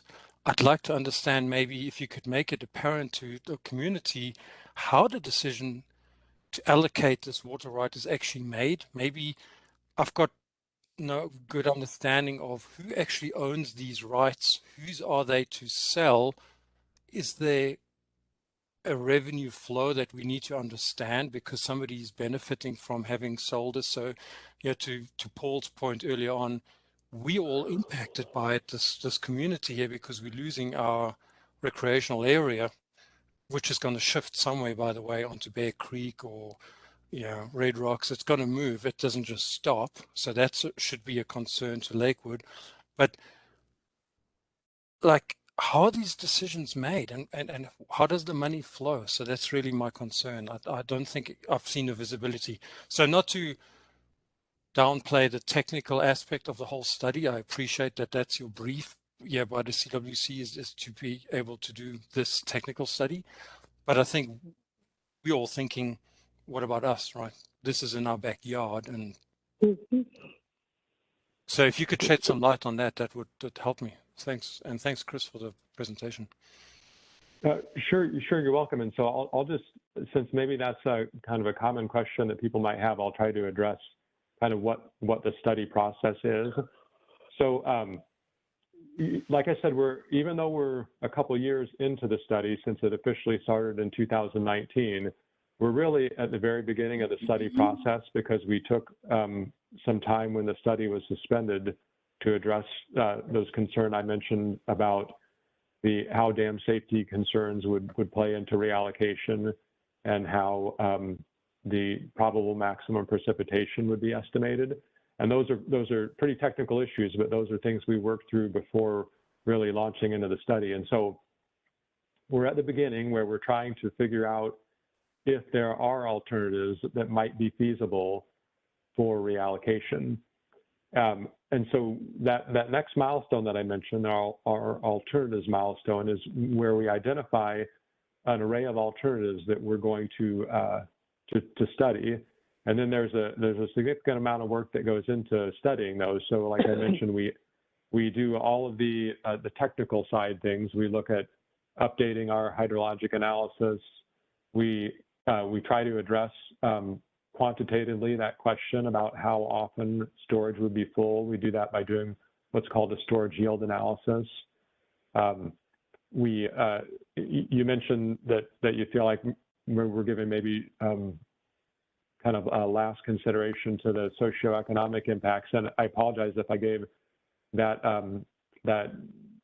idea in the presentation, but those are actually a big part of the analysis that we do. So, like I said, we're working with the city of Lakewood. They've identified a whole range of impacts, and we'll have to analyze those and figure out if those could be mitigated. And like I mentioned, there are some of those things, and I think others have mentioned in their comments, that maybe can't be fully mitigated. So if the character of the park changes, we might be able to mitigate by building new recreational facilities, but it might change the character of the park, for example. And all of those impacts are things that we would want to understand, and those would all be disclosed and ultimately a decision document. So we have to produce a document that either recommends we do some kind of reallocation plan, or it might recommend, like I said, that we take no action. And along with that decision document is an environmental analysis. So we do either an environmental assessment or an environmental impact statement. That would be part of that final report that would be available for public review. And then ultimately, if there is a project that is approved, it has to be approved through our Corps of Engineers, vertical team, we call it, but it's basically our upper levels of management. They would have to approve that, and it ultimately would have to be approved by who has a little 6-year-old in schools who has could everyone please go on mute if you're not? It would ultimately have to be approved by what's called our Chief of Engineers, who is basically the CEO, you could think of the Corps of Engineers. And then from that point, it could be implemented. So there's a lot of process we go through in terms of analyzing different alternatives and the impacts of those alternatives, and disclosing those impacts to the public for comment. And then we would only implement those if we had the support of a local sponsor. In this case, the local sponsor is the Colorado Water Conservation Board for the study, but then they would work with water users, because ultimately, the reason for storing this water for water supply is so that water users can access it. And then, so that's a little bit, hopefully, that helps understand the process of how decisions are made. And then you asked the question about water rights, and I'm not going to try to address those because that's way out of my lane. But there are lots of attorneys, obviously, who handle water rights. There are attorneys at the State Attorney General's office who would be involved in addressing that issue. And I understand that most of the potential water users, like water districts, have attorneys that address water rights issues. And so ultimately, we would address the issue of if we store water, to whom would that be available? Because there are water rights holders, and those holders have seniority. And again, I'm probably trying even more than I should to address that issue, so I'll stop there. But definitely the issue of water rights is something that will be part of the study and part of determining whether any stored water would be available to users or not, or who that would be available to. So I know that's not a good answer to that question, but I just wanted to acknowledge that we're definitely cognizant of that. And what we're trying to do now really is determine if there's any available storage in the reservoir. And then that question of water rights would follow very closely behind that, is determining whether, whether that storage could be used in the way that that is desired by, by the water users in Colorado. So thanks again for your comment. And hopefully that helped a little bit. But it did help a little bit, and thank you for your presentation. So we'll stay involved. Thank you. Appreciate that. Hey, Chris, this is Greg. Can I jump in on that one a little bit? Yeah, go ahead. Greg is my boss and the chief of our plan formulation section in Omaha. So go ahead, Greg.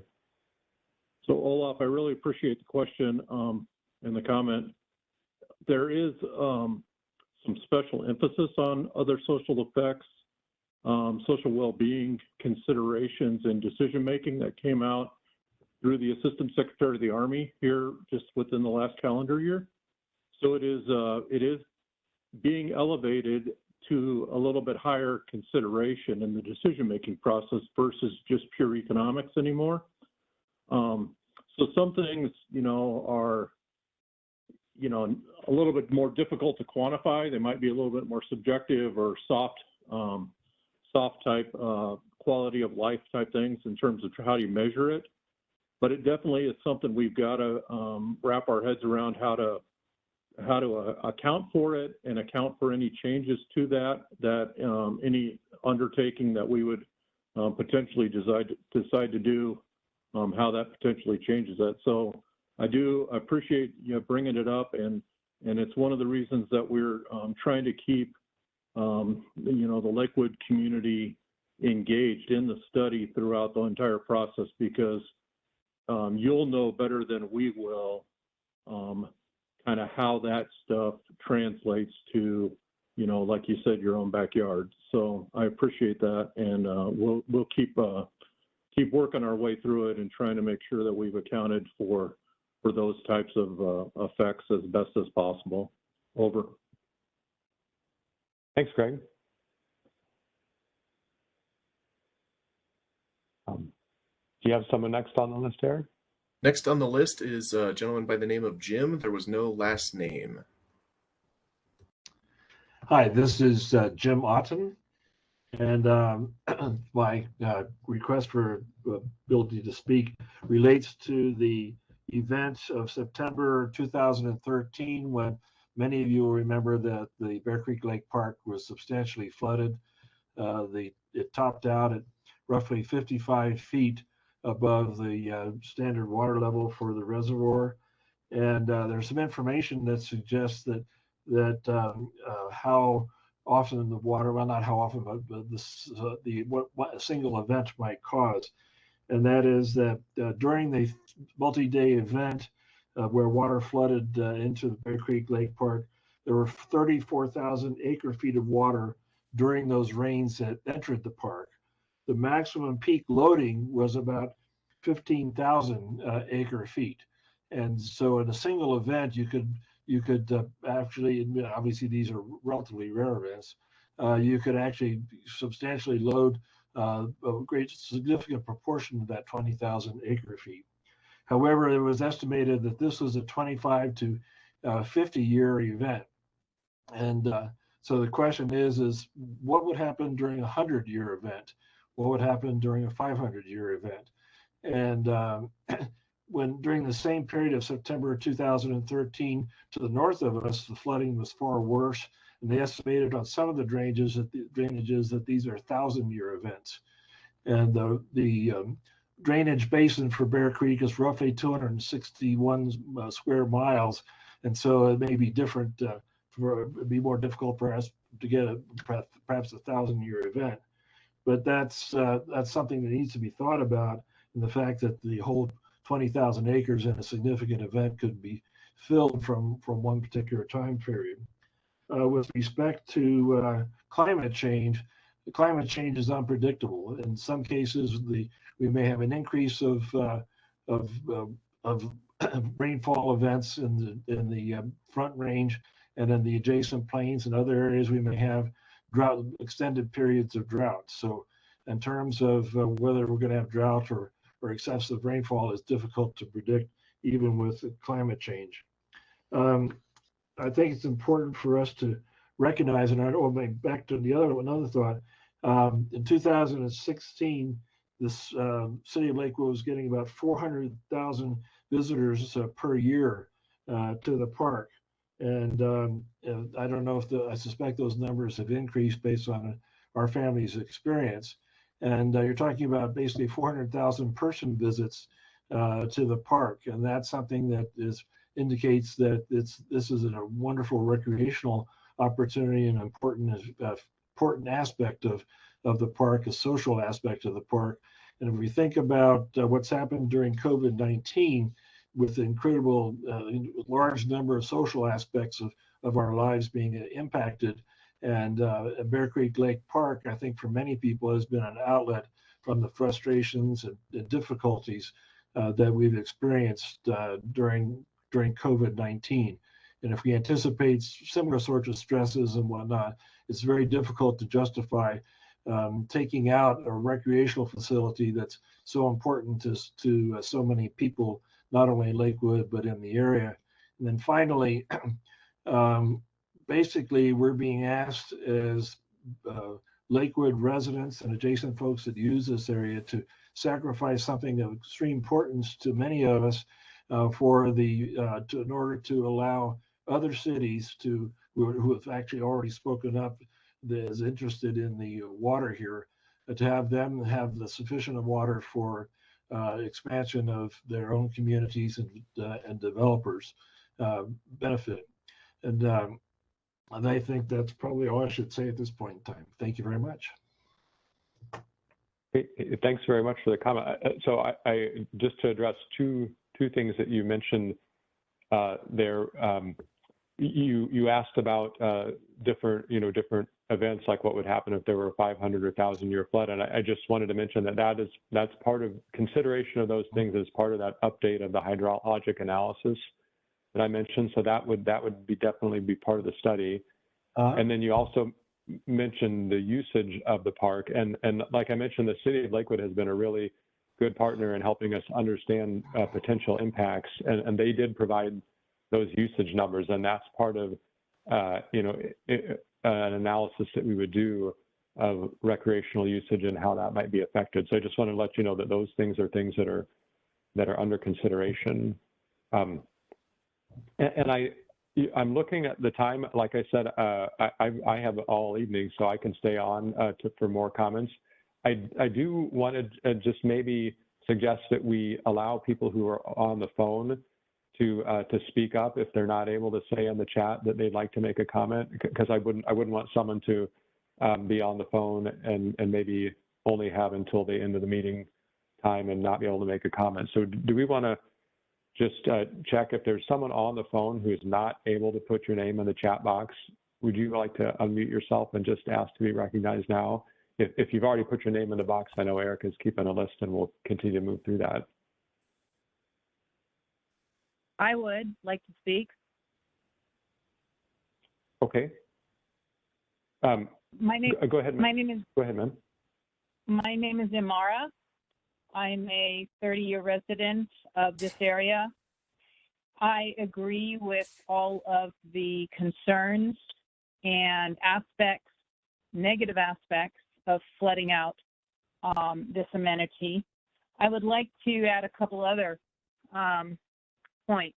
Mr. Otten and Mr. Sutton covered a lot of things, the wildlife issues, but I would like to talk about, they say insanity is when you do the same thing over and over again, and I'd like to know when, as humanity, we're going to learn to be a little more logical the insanity, the logistical issues, complications, environmental concerns, and silliness of people in another county expecting to get water from Lakewood to develop for new incoming population and densification in Berthoud and Brighton and Dacona, wherever. If Berthoud and Brighton and Dacona or Timbuktu want to densify or want to increase development, then they have a responsibility to figure out where to get water from in their own backyard. The irony is the Rooney Valley is developing with thousands of new beds, and they don't have water. Solterra doesn't have its own water. Solterra has to bring in water. They don't get water from Green Mountain Water District. They're not part of the district. So they have to buy water privately, and their water bills are astronomical, but that's their choice. They chose to live there. The irony is we're now looking at using the neighboring Bear Creek Lake facility to flood it out for water that is going to go someplace else for new development. We're not talking about, I've been talking about the coming water wars for 2 decades in the West. But we're not talking about an emergency situation where Lakewood and Morrison are out of water, which they're going to be. The Morrison district said they'd be out of water in 10 years at one development meeting. That's a tangent. We are not in an emergency situation where Lakewood needs water, Morrison needs water, we need to flood it out. We're talking about flooding this resource, this wildlife habitat and environment, and this amenity for new development in far-flung areas. It makes no logistical sense. We're talking about reducing the revenues of the Lakewood municipality, which itself is growing, by taking them away. We are talking about devaluing our investments as homeowners who live in this area, because if you do this, we will be harmed economically and financially. That recreation area, that wildlife area known as Bear Creek Lake Park, is a selling point that adds value to all the homes and all the residents that live in this area, in South Lakewood, along Morrison Road, up to Kipling, into Morrison Town, south of it. So if you destroy that and turn that into a ghastly, ugly, wildlife destroyed liability, I'd like to know who's writing the check to every homeowner for compensation, and who's writing the check to Lakewood as a municipality for their lost revenues and compensation. I don't think Brighton and the other towns have thought about that. So why should we literally have our lifelong investments, our homes, our economies harmed so that other people can densify and add? Again, if a municipality, a county wants to grow, go for it, but do it with your own resources. The insanity part I mentioned earlier is we keep in Colorado developing beyond our resources. When are we going to realize we can't do that, especially when it comes to water, especially with what's coming in the next 10 and 20 years in general? It's insanity. And I ask you to consider these points in addition to the others my fellow citizens have already spoken to. Thank you so much. Thank you for the comment, ma'am. Is there anyone else who's only on the phone who's not able to access the chat box who would like to be recognized?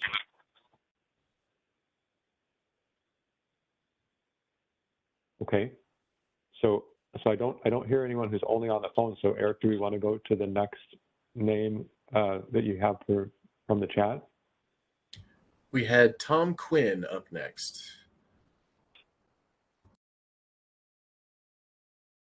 Thank you. Sorry, I wasn't expecting to be next. My name is Tom Quinn, and I've been a resident of Lakewood since 1987 and a user of the park area since that same time. I'm a frequent user of areas of the park that will be severely impacted by this project, including Bear Creek and Turkey Creek and the riparian areas around those. I use those areas extensively for hiking, wildlife photography, and cross-country skiing. And I want to say that I do believe that you are right to study this, an expansion. I'm not completely opposed to the concept of some kind of a minimal expansion, but anything approximating this 20,000 acre feet is a complete overreach and would have very detrimental impacts on the area. This area provides a lot of ecosystem services, including recreational services, pollinator habitat protection. The recreational impact in itself is very significant. I don't know if you've done counts yet, user counts on this area, but you go there on a weekend, a Saturday or a Sunday, there are large numbers of people using that area. Even I ordinarily go there on weekdays to avoid the crowds, but there are a lot of people even there using the area on weekdays for trail running, for hiking, for photography like I do. And so it's a very important, very rich in its wildlife habitat capacity. I've documented a number of species in the area, including bullfrogs, hawks, mule deer, could go on and on with that list, in addition to many species of wildflowers. This really is a very special area, but it's not just in the sense of touchy-feely, I like to see it. It's also quantifiable impacts that are going to occur as a result of this project. So I think all the alternatives need to be carefully considered, but anything close to the 20,000 acre feet would do very extensive damage to this area, and that option should be off the table, or anything close to 20,000 acre feet. I do want to say one other thing, and I'm sure that the Corps of Engineers doesn't often get compliments, but it's because of the Corps that we actually have this park. Thank you for giving this to us by building this project. Otherwise, this area would be filled with housing developments. So, but I am opposed to this project as proposed currently. And again, I encourage you to very carefully study the alternatives. We don't want to see happen what we saw at Chatfield. I noticed that Polly Reitz, my old friend Polly Reitz, was on the phone, and I'm sure she could speak to the experience that she had with attempting to stop that expansion. But thank you. I appreciate your time. I believe the best of you that you will take very carefully consider all the comments that are made and hopefully select a much less damaging alternative. Thank you. Thanks for the comment, sir.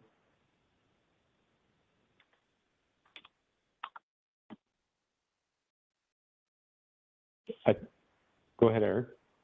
I was just going to say, up next we have Tom Stalker.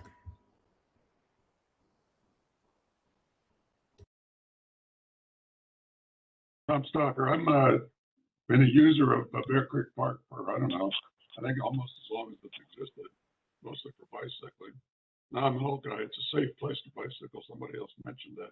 Well, safe in quotes, okay. The open road is not safe. But let me say that Bear Creek Park is an oasis. It's like an island in a sea of development. And it's been around for what, 25, 30 years? I'm not sure when it was first developed, but it seems to me that the public has some kind of an implied easement for the continued use of that park in its present configuration. The water engineers, I used to be an engineer, civil engineer, became a lawyer 35 years ago. I've been a lawyer ever since. I've sued engineers, I've cross-examined engineers. I'd love to put them on the stand. Let me tell you, they just think about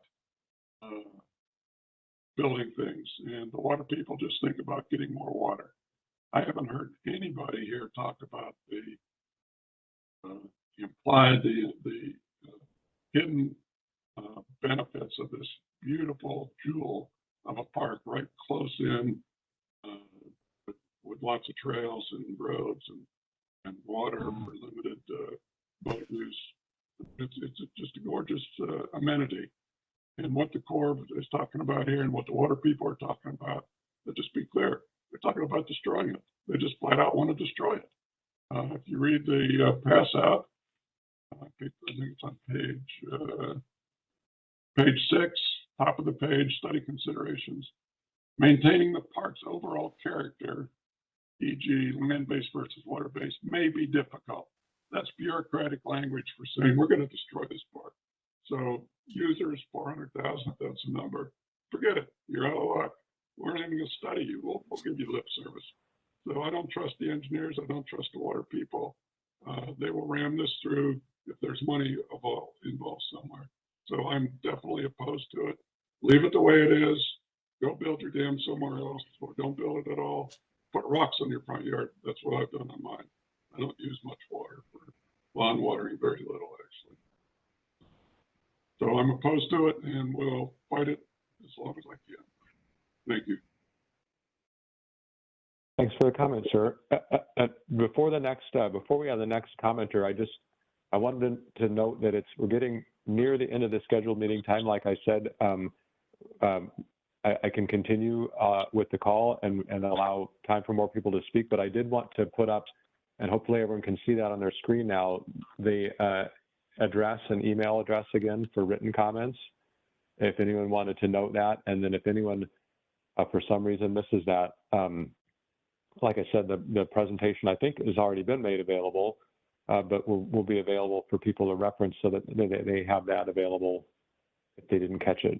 So I just wanted to mention that, and I'll take that off the screen now again, and Eric, we can move on to the next person in line. Just real quick before we do, for the folks on the phone, if you heard about the meeting via Facebook or websites or anything like that, we will make sure to send that right out to our large group. And I imagine that whoever's been distributing that information on Facebook pages and other websites and stuff will make that very much available. So we'll try and get that email address out to everybody and try and get that mailing address out to everybody that's on this call. And with that, Rich Oliver's up next. Hi there. Yeah, I have a comment and then a question. Christian and Eric, you might not be aware of this, but there's a number of Lakewood City Council candidates online. There's at least 7 council candidates, including me, and at least 1 current councilor. So I'd say that Lakewood people are very interested in this. And so my question is, how much influence or input is Lakewood government going to have to the study, into the study? In particular, a couple of things caught my eye. The dam loading and that trade-off of bureaucratic, like calling it from flood control to water storage. Does Lakewood get the input to these kind of things, or do we sit on the sidelines? That's it.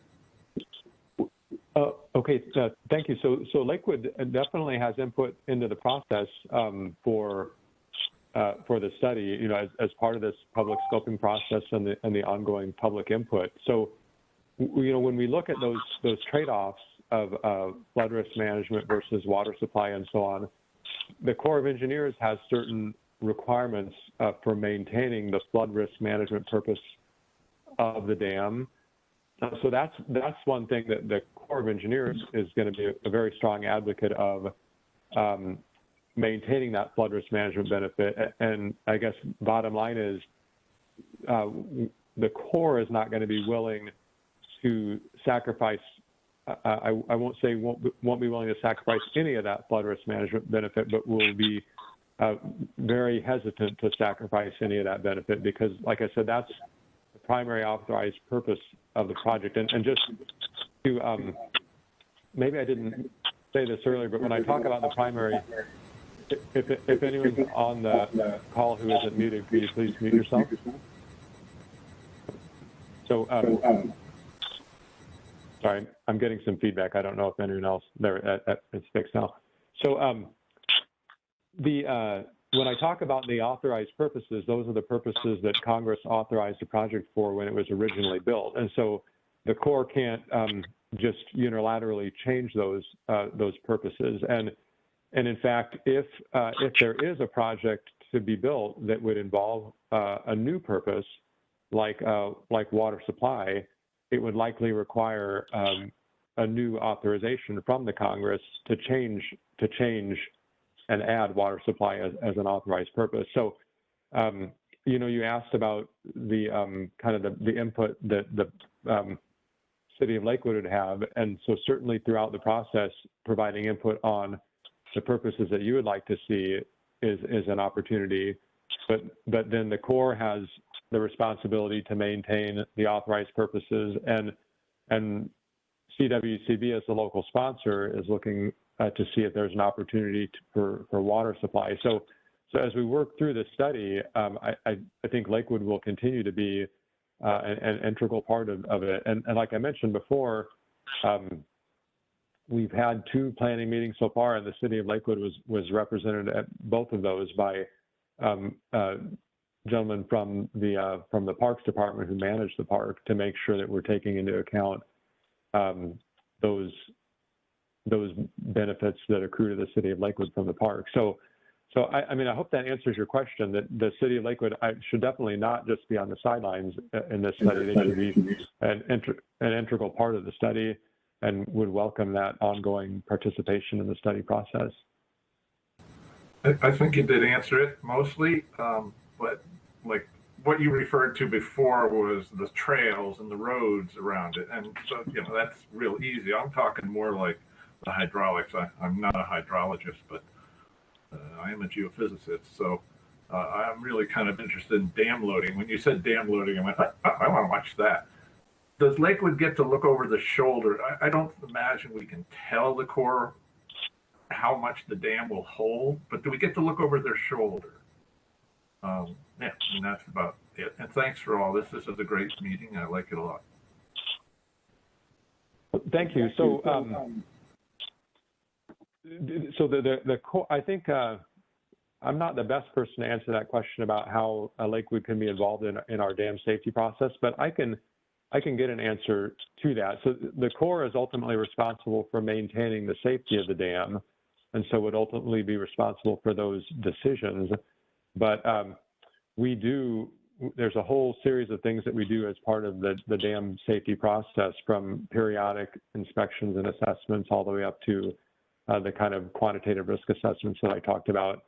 And, I don't know, Ben Letak, if you're on the phone. Ben is the lead dam safety engineer for the Bear Creek for the Bear Creek Dam. And so, Ben, is there anything you can say about how we involve the public in our dam safety process? Full disclosure here, I'm not a dam safety engineer, but we do have dam safety engineers certainly on the team. So, Ben, if you're still on, can you address that question just briefly? Or Sam Subcheck, if you're on as well. Yeah, hey Chris. I don't think Ben had a mic tonight, but generally, we don't share instrumentation data with the public, but we do collect instrumentation data on a regular basis. And similar to what was done at Chatfield, there would be a specialized monitoring plan that would be associated with this reallocation if it were to go forward. So yeah, we would absolutely be monitoring to make sure that the dam continued to be safe. But there's typically not public involvement in that. Thanks, Sam. And sir, to your question, we can get back to you if there is a way for Lakewood to have any input. Part of the reason that normally the public is not involved in kind of the nitty-gritty of dam safety is a security reason, just because there are security risks with any dam, and so we generally kind of keep that internal to the Corps, just to not. And by security risks, I mean like someone who has ill intent, maybe wanting to, I see the gesture there to do something to damage the dam. So we generally, that's why we keep it as an internal process. But there may be a way if the City of Lakewood wanted to have information about kind of what we're finding in our studies and so on. And we do always, like when we do a study, a dam safety modification study, we would release kind of for lack of a better word, I'm going to say like a redacted version of that so people can see what we do. So I think we have your question on record, and we'll give that some consideration for how the city might be involved. And thanks, Sam, for your input on that.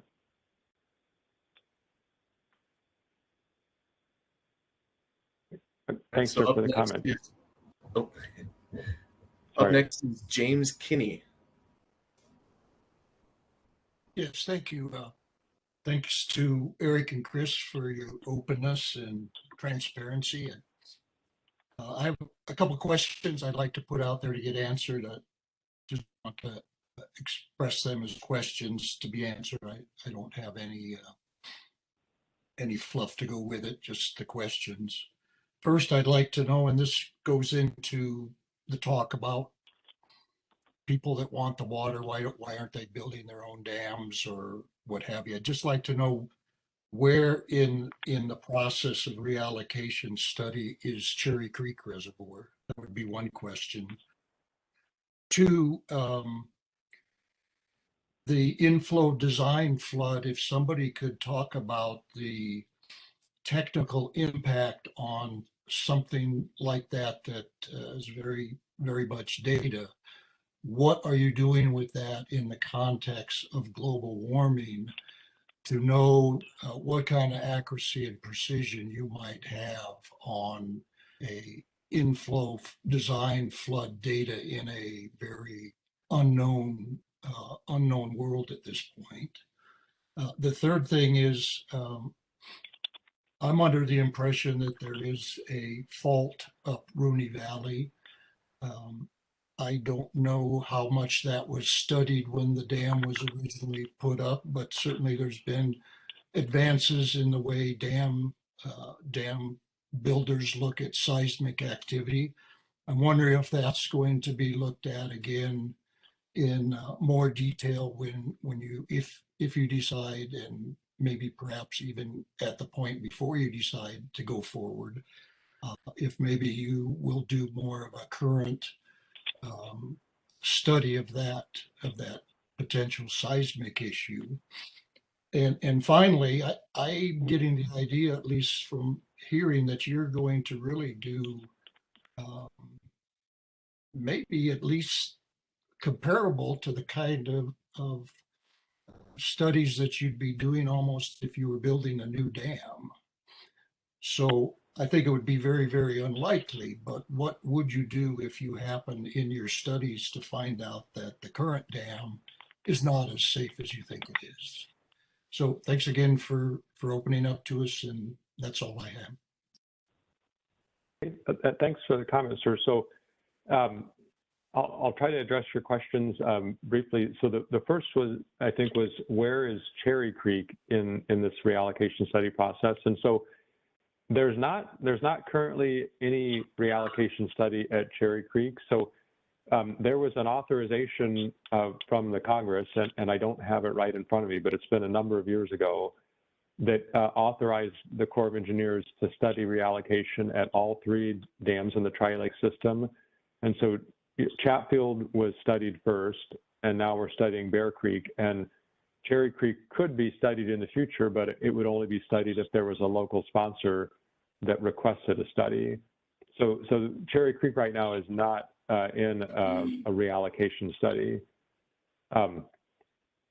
The second question was about the inflow design flood and how we take global climate change into account there. And that's a really good question, and it's an area that's of hydrologic engineering that's constantly changing. So, the Corps has kind of gone through a progression where initially we started trying to at least qualitatively account for the effects of climate change, and now we're moving more toward, as we kind of update our methodology, seeing how we can quantitatively capture potential impacts of climate change.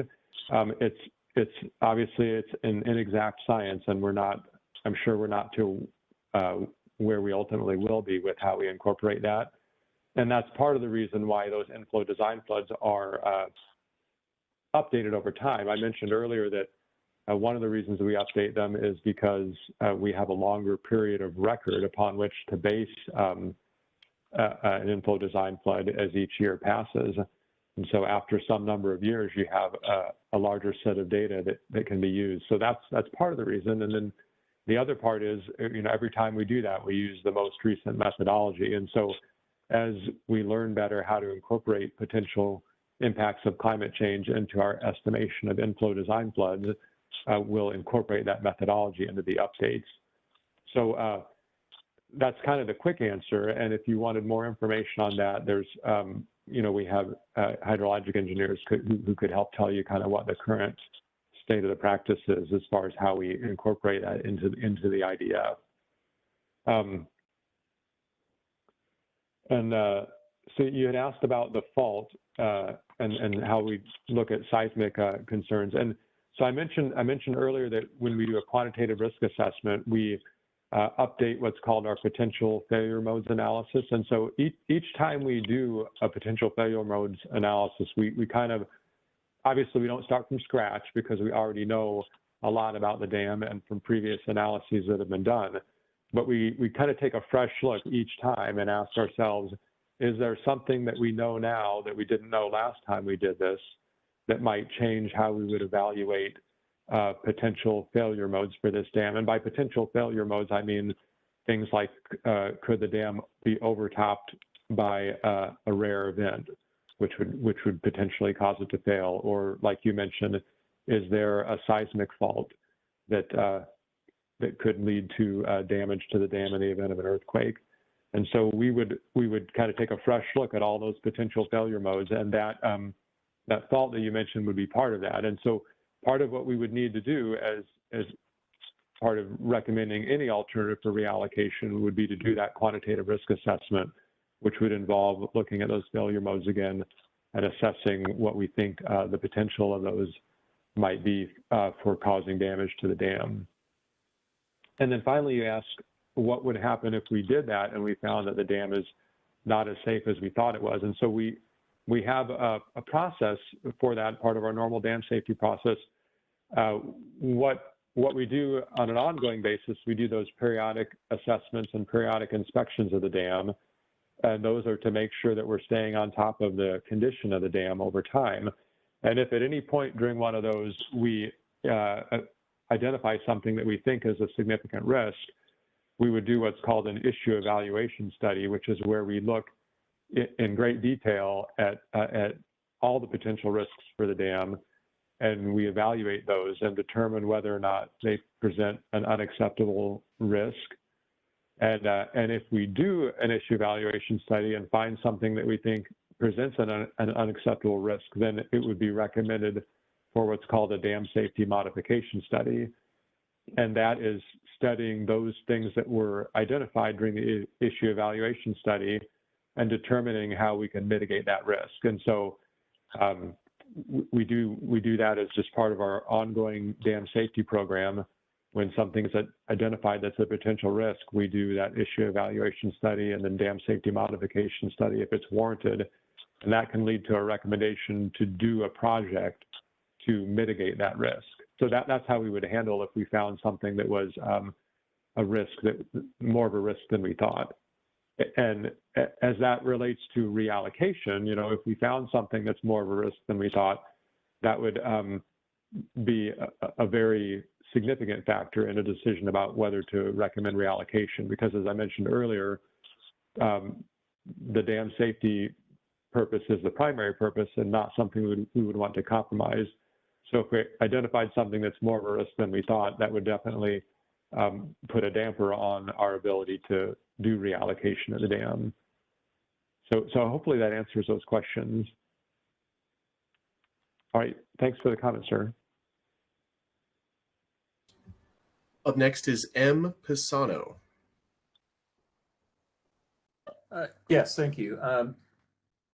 I'm not 100% opposed to this if it's done correctly, and I've seen from other people some similar thoughts. I don't know that growing the surface area is the right solution. I think I saw people in here looking at, can you make it deeper, things like that. right now, if you look at all the development all around here, especially north up through Rooney Valley, almost all the habitat migration corridors are fragmented now. This is one of the last pieces. With that, a lot of the wetlands, riparian areas, this would take up more of the surface areas taken away. So that's going to actually affect water quality, which is those natural buffers are filtering out sediments, which will end up in the lake, which will eventually add sediment to the bottom. So there's concern there.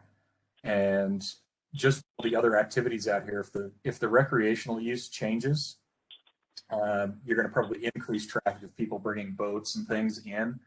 And there are some weekends when you've got something going on at Bandamere, Red Rocks, just a normal day of people going into paddleboard and whatnot into Bear Creek. That whole intersection can be all the way through Morrison, coming down Morrison Road from the Lakewood end, can be gridlocked practically when you get close to the park. So those types of things need to be looked at. And the bike path, I think somebody on the chat mentioned it, it's part of a regional commuter network. So how would that be mitigated? I think there needs to, I know the Corps of Engineers has a CPA process, which I think really more looks at funding strategies, if we're spending taxpayer dollars right. But a lot of people, as you've probably seen in these comments and heard, are really talking about the socioeconomic impacts. I work for one of the federal land management agencies, and I know a lot of the parks and national forests since the pandemic hit are getting increases nearly double of normal years because people are looking for other avenues, and it's probably not going to change if things get back to normal. People are now discovering stuff in their own backyard and places to go outdoors. So we got to keep in mind that even if the recreation changes, you may increase the traffic, but you're probably decreasing the users. I think somebody mentioned 400,000 annual visits in 1 year at Bear Creek Park. That's likely only taken from the gate entrances, but there's probably easily double that amount of people that are entering from the bike paths or other ways that they're going in to hike and bike. I myself last year did 2,700 miles on my road bike. Probably more than half was in the park there. It's just part of a larger loop I typically do. And I know I don't go through the car with the gate, so there's probably a huge number that aren't accounted for, and maybe just a guesstimation on the number. Just want to really make sure people beyond the environmental are really looking at the socioeconomic, understanding the impacts of water quality. And evaporation was brought up. That does add more water vapor to air, which technically does help increase temperature, which exasperates other issues as well. So just looking at this holistically, like we said, I'm not against it. I do commend that we are doing a study, and by federal law, we're supposed to be doing this study anyway, but really studying the right alternatives, getting the information out, getting this information distributed in lots of ways that reaches more people, so people can give constructive comment. And it's really all I've got. So, thank you. Thanks for the comment, sir.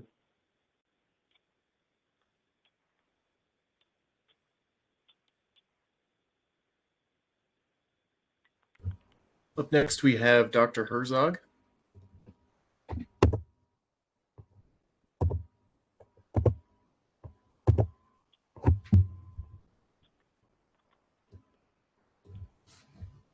Hi. Can everyone see the comments? I put some links in there.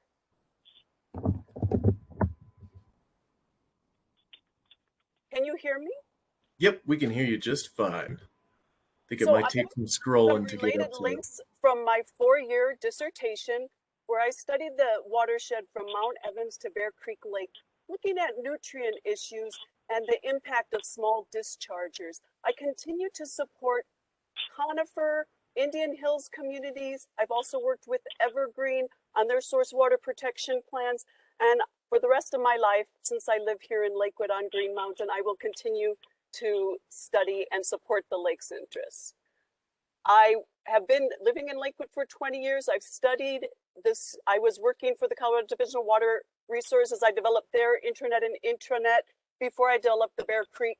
I actually left them to develop the Bear Creek Lake Watershed Online system. You see, all of you can participate in it to provide a collaborative tool for all of us to move forward in protecting our watershed. I also listed Lakewood Scoop because they do have a climate plan, which is very interesting on how temperatures have already risen a degree and how that's affecting the reservoir. After completing my dissertation, I worked with 567 tribes nationwide to build a resilient system with NOAA, NASA, EPA, and USDA to consider tribal resiliency issues related to their ecological and problems because they're most impacted because they depend on the native resources, the fish, the rivers that are their relatives, not resources. So I very much understand your point of view because you too have this local knowledge, this traditional knowledge. You've been walking the watershed for years and you feel the river, you feel the creatures, and you understand their pain. And I believe we all feel that who live here. My concern is that my study showed something very alarming. I considered Bear Creek Reservoir my patient, and I'm afraid it's very sick and it's suffering a chronic wasting disease called eutrophication. It has a TMDL. It's very high in chlorophyll, which is caused by phosphorus and nutrients coming from septic systems, roads, your lawns, and we're all part of the problem. Unfortunately, I don't think you know maybe, but as working for the water, the state engineer and the water Division of Water Resources, I learned some very interesting things about water rights. I urge you all to meet with Tim Buckley. He's been writing the watershed as the commissioner for decades, and he actually took me throughout the reservoir. Another person who has dropped off the call is Russer Clay Schulte. He runs the Bear Creek Watershed Association, which has been monitoring the water for the entire watershed from Mount Evans all the way down to Bear Creek Reservoir for over 30 years of data. And that is included in the in my dissertation, if you read it, as well as on the Watershed Online. You can get all the data that he's produced in all those years. So that's a very important thing. The problem with eutrophication is that the water rights give all the water to Denver at Harriman Ditch. So if you say you've been in the park, do you notice that after June rise, that oftentimes in August and September, there's no water in Turkey Creek or Bear Creek? If there is water, it's coming from the wastewater treatment plants, the small dischargers who have to charge their users twice to 4 times, even 5 times more than Metro Waste does to discharge into the stream because there's no water in the stream. Once Denver Water takes it at Harriman Ditch and at its Turkey Creek and takes it over to Harriman and then to Marston Reservoir. So the reservoir is sick because it doesn't get flow, okay? So right now, there is no flow. Now, if my solution was, if there was reallocation, if we could then convince Denver Water, instead of taking it at Harriman Ditch and Turkey Creek, if it could take it at a discharge point below the reservoir, then we would get the flow throughout the season to improve the ecology, to expand the wetlands. By having the river go up and down in the reservoir, we will make much more small wet refugios. And Dopplet in 1995 made a beautiful study about how having these lungs, you never want a wetland wet all the time. You want it to be a lung that breathes in and out throughout the season. And we'll have so many more different levels of water for mice, bats, muskrats, and we'll get much more ecology. What we were trying to do at the Evergreen wetland was do this exact thing, try to rise and fall the water, get rid of some of the cattails, so we can increase the diversity and the health of the ecology if we can get more flow through, more natural flow that is now missing from the reservoir because of these water rights. My other point was that there's Katie again. So sorry. Yeah, I'll let it stop at that. But thank you. Please contact me if you would like more information about collaborating as a community, like I'm doing with Indian Hills and Conifer. Thank you. All right. Thank you for the comment. Riley Sundberg. Compensate for the septics upstream. That's what Katie said. Hello there. Yeah, thanks for that. That was a very good, interesting speech there. Thanks for everyone for being here and coming in and commenting. You know, this park is clearly very important to everyone here. You know, I'm not a native, but I was born and raised here on this land that was in relation to the Arapaho, Navajo, and Ute peoples. And I was just coming in to say, you know, we really appreciate all this, and this park is vital to the character of the people here, and protecting these environments is of utmost importance, especially with the coming climate change and crisis and such. We're going to need more of these refugees to help us unwind a little bit. But I was one of the reasons I wanted to speak was in our projections for our water needs for 2050, do they consider any sort of mitigation or like being able to slow our water use, or is it based upon our current use? We currently use upwards of 200,000 foot acres a year for fracking, and what was it, about over 25,000 foot acre just for golf courses alone. I want to put my thing in here. If we consider alternatives to this funding, as opposed to just changing. Well, let's take that thing to Tom. And putting some of these resources into our storage capacity and efficiencies. You know, such as like alternative or perhaps funding for more efficient faucets and washing machines, if that is all at all considered within the process, or if it is based solely on our current water usage. Yeah, like with other people saying, this park is, you know, important to us, and if we're able to do this without destroying it, you know, it is something that is cool. But yeah, thanks for listening, and I hope you all have a good day. Thanks, Riley. I can at least address the projection ranges. So that is a bunch of different scenarios. I believe we had 5 total, and that is all available on our website. I'm going to go ahead and put Incredible turnout and very astute comments. Thank you for leading charge on this and doing it amazingly. That was you? Phone number that ends in No, that was 32. Michelle. You are not muted. I'm just going to say what Way, she you are said. not muted. And Katie, what she said. Adam Way, you are Could not everyone- muted at the moment. Yeah, I think, could everyone who's not been recognized to speak please mute their phone so everyone else can hear it? Thanks. So I just posted the technical update to Colorado's water plan, which is where those projections of water gaps comes from. And we did look at not only current usage, if that maintains as is, that's called the business as usual scenario. We looked at what would happen with increased conservation. We looked at what would happen in a potential wet future, in a potential hot future with a lot of population growth. So there's a lot of different scenarios that we looked at to come up with that projection range of 2.4 to, I believe, 7.3 million acre feet per year by 2050.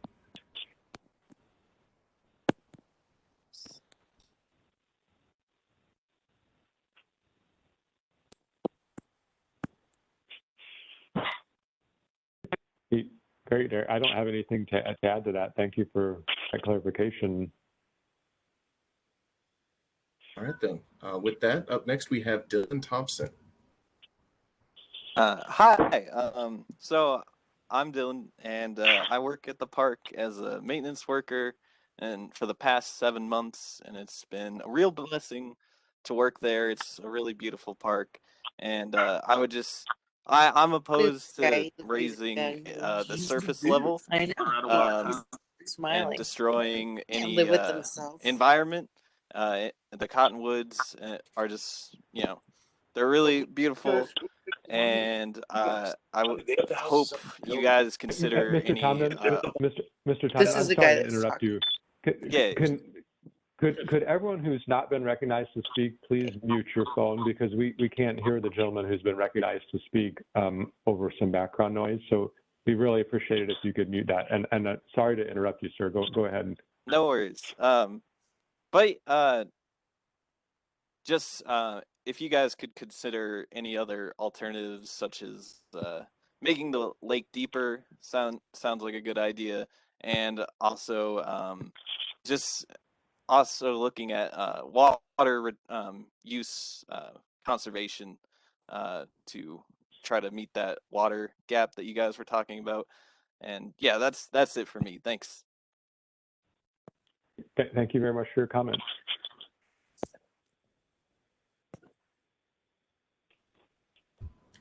Up next, we have Patricia Steinholtz. Hi, can you hear me? Coming in loud and clear. Okay, great. I have a quick question about the process. If I understand correctly, you said you're going to be creating a feasibility report and an alternatives analysis and an EA or an EIS. So is the feasibility study and the alternatives analysis pre-NEPA? Okay, so I can address that. The two documents that we would produce as part of the study are a feasibility report and our NEPA document, whether it be an environmental assessment or an environmental impact statement. So the alternatives analysis is just part of that feasibility study. So we look at a number of alternatives, we analyze and compare those, and we determine if there's one that we can recommend. So that alternatives analysis will be part of the feasibility study, and then the feasibility report and the environmental document, whether it be an environmental assessment or environmental impact statement, will be what we call an integrated document. So they'll be released at the same time for public review. So have you started? Oh, sorry. Oh, go ahead. I'm sorry. Have you started the NEPA process? Is this scoping meeting part of the NEPA process? So yes, this is, and I don't know if John Shellman, are you still on the call?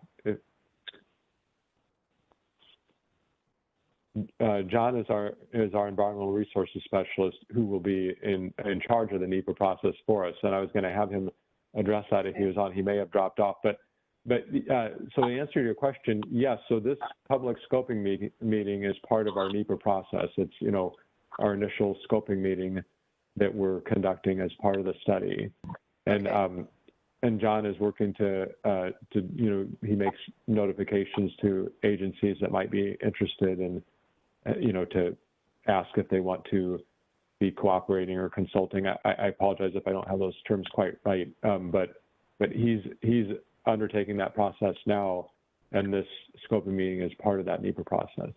So when do you think you will decide if it's going to be an EA or an EIS? Because the EIS also requires notice of intent in the Federal Register. Right. And I imagine it would be difficult to get a finding of no significant impact under an EA for a project like this. And just wondering, to what extent are these documents that you're producing, will they be available to the public as you go through the process? I think you mentioned the alternatives would be, or would we just get the whole EIS at the end of the development process? Okay, so the answer to your first question about EA or EIS, again, John would be more qualified to answer this than I am, but I'll try to give you the best answer. It sounds like maybe you know more about the NEPA process than I do. So what we normally do is we start out assuming that we're going to be doing an environmental assessment, and as I understand it, there's there's a time limit on, and I apologize, I don't know if this is strictly a Corps of Engineers requirement or a broader NEPA requirement, but we have a time limit once we start an EIS for completing it. And so we normally start out with an environmental assessment with an EA, and we, at some point, if we determine that we're not going to fit under a categorical exclusion or be able to do a FONSI, yeah, then we start the EIS process and give the notice of intent in the Federal Register at that time. And we do that so that we don't basically run out of time to completely. Yeah. Okay. So I'm glad that makes sense to you, because like No, I said, I'm yeah. on shaky ground trying to answer that question. But and then your question about what will be the opportunity for public involvement. So it can be a whole range of things. On a lot of times on studies that have maybe less public interest, and there are studies that have less public interest, obviously, than this one. We will do just our initial public scoping meeting, and then we'll do a public meeting when we're finished, when we have documents ready to release. Now, we can do more public involvement along the way. That's something we would work with CWCB on, and we've done that on other projects where we, maybe we don't have a formal requirement for a public meeting, but maybe we schedule one at certain milestones to update the public. So that's certainly something that we can consider, and we'll talk with Erica and the rest of the team at CWCB and see if that's something we want to do. And it gives the public sort of opportunities for a check-in. So like you said, that they don't receive an entire document at the end of the process and feel like they were, maybe not as engaged in the process between this scoping meeting and the public review. Okay, that makes sense. Yeah, and then just one more really quick question. Your alternatives analysis, you have to consider a range of reasonable alternatives. Will that range of alternatives include other things outside of the physical changes to the dam that you proposed, such as water conservation measures or some of the other ideas that have been proposed during tonight's meeting? Or are you strictly looking at just alternatives that are, for lack of a better word, just within the Corps' purview? So for a water supply reallocation study, what we're required to do is, number one, we need to look at a reasonable range of alternatives for reallocation. So that's the things like operational changes or changes to the dam and so forth. And then we have to compare those against other alternatives that might be available for water supply. So sometimes we would develop other alternatives to be part of that range of alternatives. And sometimes, as is the case for this study, what we're planning to do is rely on the work that others have done in looking at different alternative water supply choices, like getting water, buying from another supplier or what have you. And so that would be something where we'd be seeking input on. If at some point we'll have the range of alternatives that we're comparing against, and if the public feels like we haven't considered a broad enough range of alternatives, we would want that sort of input.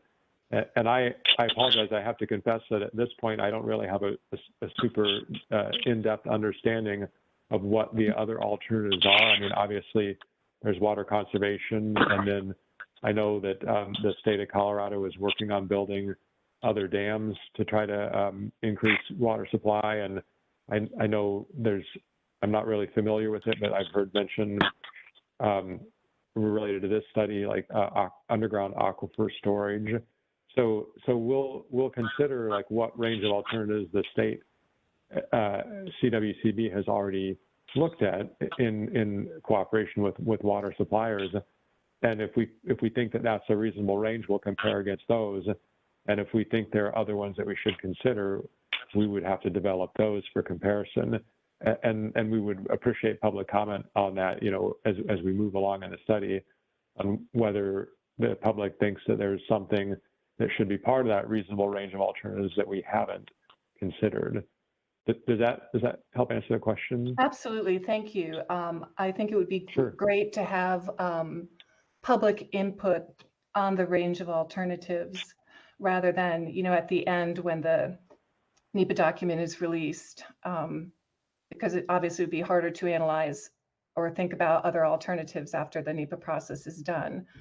So yeah, that would be awesome to have a look at the range of alternatives when they're ready. So thank you. Okay, great. And that's good input, because from the Corps of Engineers standpoint, I mean, you may know this already, but oftentimes one of the things that is brought up in lawsuits on Corps projects is that we didn't consider a reasonable range of alternatives. So if we can get input from the public on whether our range that we're considering is reasonable, that's kind of a win-win, I think, for us too. So I appreciate that comment. Sure, that's why I was asking. Thank you. Okay. And then to that point as well, Patricia, I just put a link in the chat to the website for Colorado's water plan that we've asked the Corps to include within this feasibility study, because that really is the broad scope of all the alternatives CWCB is looking at throughout the state. So that does include conservation, that does include aquifer storage, that includes alternative transfer methods for agriculture. It's a whole slew of different things that we're looking at all at the same time. That sounds great. Thank you so much, Eric. No problem. And then I did also, the chat's starting to slow down a little bit, and I was asked to disclose what person, agency, or organization prompted the CWCB to sponsor this study. So this was actually back in 2015, the Army Corps of Engineers used to do what's called a reconnaissance study, where they would take a look at dams and then they would find a local sponsor if they thought that it was a potential to have reallocation. So 2015, that draft reconnaissance study came to the CWCB, and we were in the midst of creating the water plan that I had just posted there. And we saw this as a potential opportunity for additional storage. We were just in the throes of Chatfield Reallocation Project 2 that was starting to wrap up, and we were seeing some folks be able to get some water supply through that. So in 2015, when we were approached, we thought that it would be kind of irresponsible for us to not try and answer the question of whether or not this dam could be used for storage. So the organization that prompted us to get into this study really is us. We want to answer this question.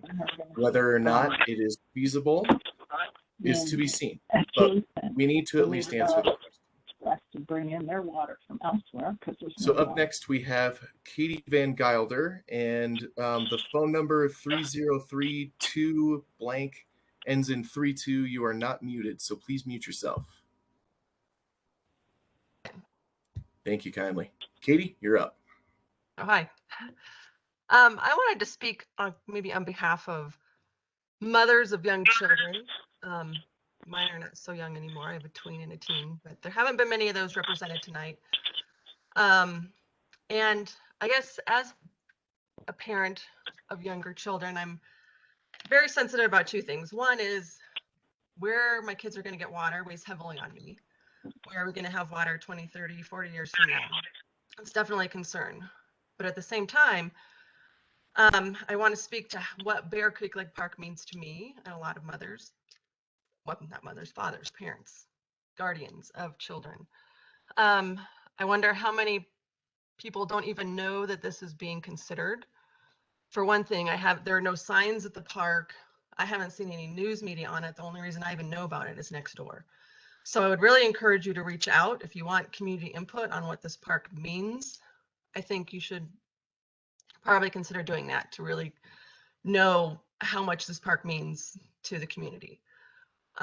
There are events that I've taken my children to over at the park. Every year they have a Halloween haunted trail. My kids are kind of getting too old for that, but it's been wonderful. We meet at the visitor center, there are events there, and then we walk around the park, and the kids learn about things like, wildlife habitats, taking care of the animals, the wildlife that we have, basically learning to be good stewards of our environment. And I think that's really important to have places where children can go and do that. There are other year-round, they have events over there that families can participate in, and they're really wonderful. So the park is great for nature education. We're constantly hearing how, as our urban areas grow, our kids need to get outside. This is a great place to do that. We can't lose these wonderful spaces as in our urban corridors. I just saw, so I follow Bear Creek Lake Park on social media, and just recently, within the last week, there was a picture of a black bear over there. I mean, there's lots of wildlife over there. My son goes jogging over with me now. He'll go jogging with me over at the park, and we saw a snake recently. So I guess while I understand that we need more water storage, we have this, it can't be done at the expense of priceless community resources, which I considered Bear Creek Lake Park to be one of those. And I would really encourage looking at alternatives. I know we talked about some of those, maybe making the lake be like deeper. What other things can we do for water storage, but at the expense of something like Bear Creek Lake Park that is cherished by so many, and people that frankly don't even know that it could potentially be lost as it currently exists. And just to echo the sentiment of those saying, this is really, really a valuable resource, and please keep that in mind as part of this study. So I guess that was it. Thank you. Okay, thank you very much for your comment.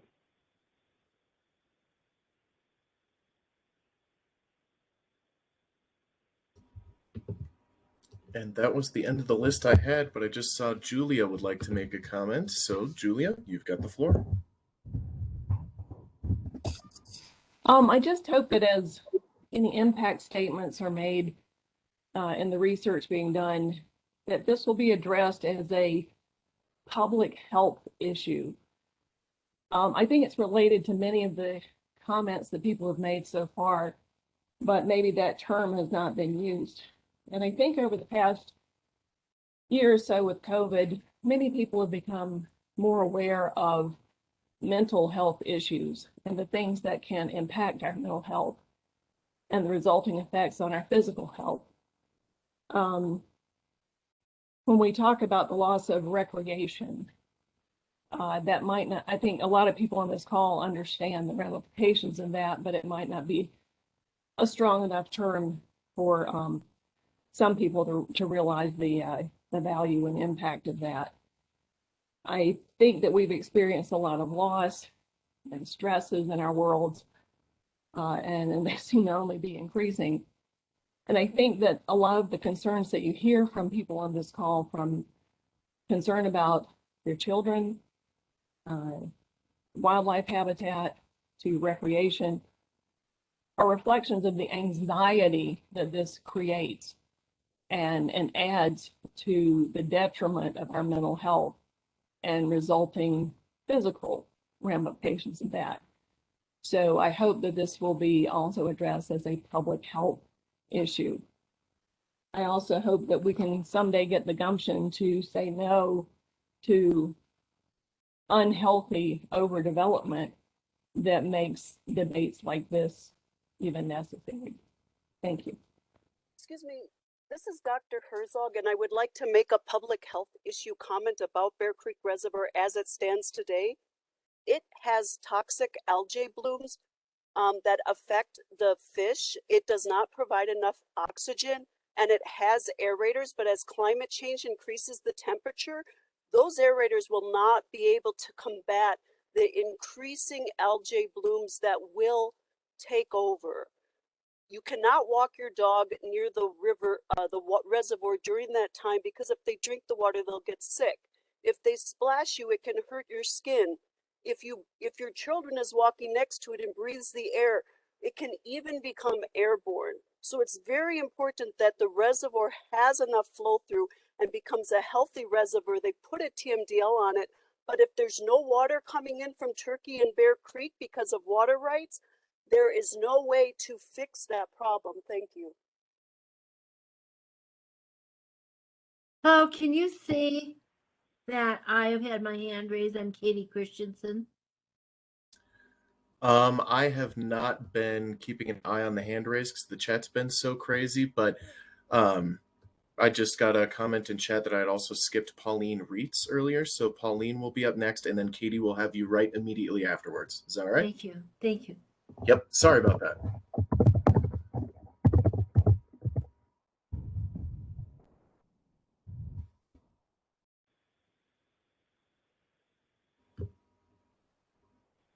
Pauline, are you still on?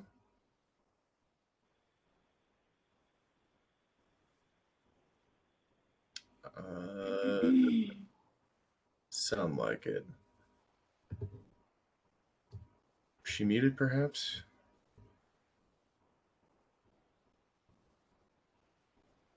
All right. Well, just to address one quick thing in the chat, James Kinney asked why we have not looked at Cherry Creek, and that is a good question. It is my understanding that the whole idea of studying reallocation at Cherry Creek was killed immediately because of flood control purposes. As Chris mentioned earlier, the Corps doesn't want to trade water supply for flood control. So if anything's going to harm the flood control purpose of the dam, they're not going to do it. And that is my understanding of why Cherry Creek has not been studied, is that there is no way for any additional water to be put in Cherry Creek without that flood control purpose being maintained. And Dr. Herzog, one more comment on that. If you speak with Tim Buckley, he understands how the dams were developed, and they actually included the probable maximal floods for Bear Creek because there was interest at the time of its development for reallocation. So it actually was over-designed to some extent compared to the water coming in for Cherry Creek. Thank you. All right, so I'm not seeing Pauline. As far as Chatfield, that study has been accomplished and is actually being stored under that reallocation. But let's get to Katie here because she's been patiently waiting. So Katie, you're up. Oh, thank you very much. I'm Katie Christensen, and I live in a community on the old Stonehouse Park on the south side. I have lived here since 1985. When I moved here, the entire area west of this development was open space. There you could do bird hunting, and they had a shooting range and all kinds of things. So given that scene, what we see now has been just incredible growth, which is necessary, obviously. And we all in Colorado realize the importance of water. But I also am very much against making this huge water storage area. It will put us directly in the floodplain. And I've been checking out flood insurance. It starts around $600 a year and goes up from there for one. Now, it's interesting that you have had this study, and also with Katie Van Gilder, she talked about the lack of notification, public notification. I've been handing out brochures for a week. Not one person in Lakewood even knew about this meeting tonight. So I was really impressed with the number of people and the knowledge and the education that has been shared tonight. It's been really very impressive and very nice. In 2019, I happened to be on the board of directors where I live. In 2019, before they started scraping and developing the new city, actually, that's going to be going in, extending Morrison here, I went to the city planning department when I somehow miraculously found out that they were going to do this development. And they chatted with me, and then I went over to the Jefferson County Planning Department. My main issue was water. I had always understood that this would not be developed because of the water. Well, I found out, was told actually, that the developer purchased, I'm sorry, I need to back up. We live in Jefferson County, but we get our water from Denver, which is very, very expensive. My particular community is very, very aware of water usage. We keep close tabs on how much water we use. So once again, when I went over to Jefferson County Planning, I was told that developer had purchased this water 25 years ago, and he was waiting just for the proper time to develop this land. And it's just incredible what is going to go in there. It's not only houses, it's going to be a little strip mall with a Whole Foods and a gas station and all kinds of things invading this area. Now, we've talked about the birds and the fish and all that. I have lived up in the very western edge of Evergreen. I've lived in the high mountains, And basically, I've lived down here since 1985, as I stated. Now, animals, large animals, belong in those spaces, not down here. We have had a number of large elk, bull elk and cows in our park area down here. We have deer down here. Great to see, but they don't belong down here. And we're taking all their land away by developing this. And that's one of the reasons that I'm opposed to it. Also, Dr. Herzog, I was very impressed with your presentation. Being on the board of directors, I got a notification, I think it was 6 years ago, Bear Creek here was so contaminated that the children could not do their swings, swing from their ropes and land in Bear Creek. There were signs up all over. This is really an issue, this toxic water and oxygen issue. I understand it very, very much. So I would just like to also, with Julia, make the point that the park really is a public health issue.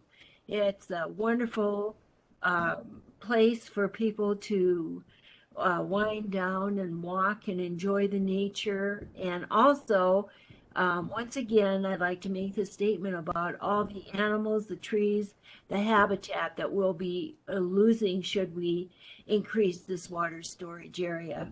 Thank you. Katie, thank you so much for your comments. My children have enjoyed Bear Creek Beach since they were born, and they're now 20 in college. And so it's just a beautiful thing. But the toxic algae blooms are making it more and more dangerous for larger parts of the season. And the temperatures are not going down. The evaporation is not going down. The sedimentation and floods that are coming in have more nitrogen and phosphorus, and it's being stored in the sediments. And during the high temperatures, it just boils right out of the sediments. So it's an internal lake problem that cannot be controlled by anything but increased continuous flow through to get it to a mesotrophic level from a eutrophic level. The only way that's going to happen is if we get in-stream flow rights, and I've talked to CWCB, and the gentleman on the line from them can attest, there are no in-stream flow rights on Bear Creek or Turkey Creek. It's over-appropriated by Denver Water and Evergreen and all the other communities that need that water. And on top of that, I work with the Conifer and Indian Hills groups that have to depend on groundwater, and every new private well robs water from the surface water system during September through November when we have drought periods. And if you remember, when I was doing my study in March 2011, the winter ended in March. There was no more snow. All the runoff happened in March. We did not get a June rise that year. So we're going to have increasing long periods with no water in the river naturally, exacerbated by water rights. So possibly this reallocation can do two things for us. It can keep that flow through that cleans out that algae. If the water's moving, the algae cannot just stagnate and grow. You get oxygenation, they can't grow as well. You don't get that internal loading recycling. The other thing it does for us is give us those lungs. It spreads that water out on the landscape. Bear Creek Reservoir is not a natural lake. A natural lake does not have a dam in front of it. Bear Creek Park used to flood entirely like in 1965, you were mentioning. That's the way it's supposed to operate. The more water that covers the land, it seeps into the groundwater, it supports the trees and wildlife. If you have eutrophication in a stagnant little pool, those fish will die. The macroinvertebrates that live in the bottom will die. And then all that ecology that depends on that lake is going to die. So this might be part of a possible solution from all the alternatives I looked at. And you can help make alternatives by joining the website or contacting me. Thank you. Sorry that was so long. I understand everything that you're saying. My friends have a fishing lake in North Denver. We have 2 aeration systems, and with the temperature rise, it has been a real issue keeping these fish alive. in the summertime. They're very expensive fish. So, yeah, I understand everything you're saying. Thank you so much.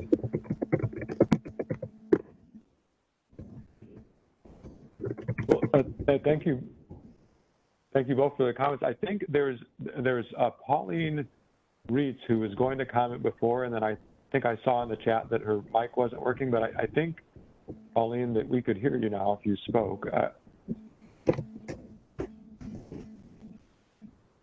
It's showing that we're getting some some sound from your microphone. If you can you hear me now? Can you hear me yes. now? There it is. Yeah, great. Okay. I was very involved in the Chatfield discussion for many years. Tom Browning could tell you about it.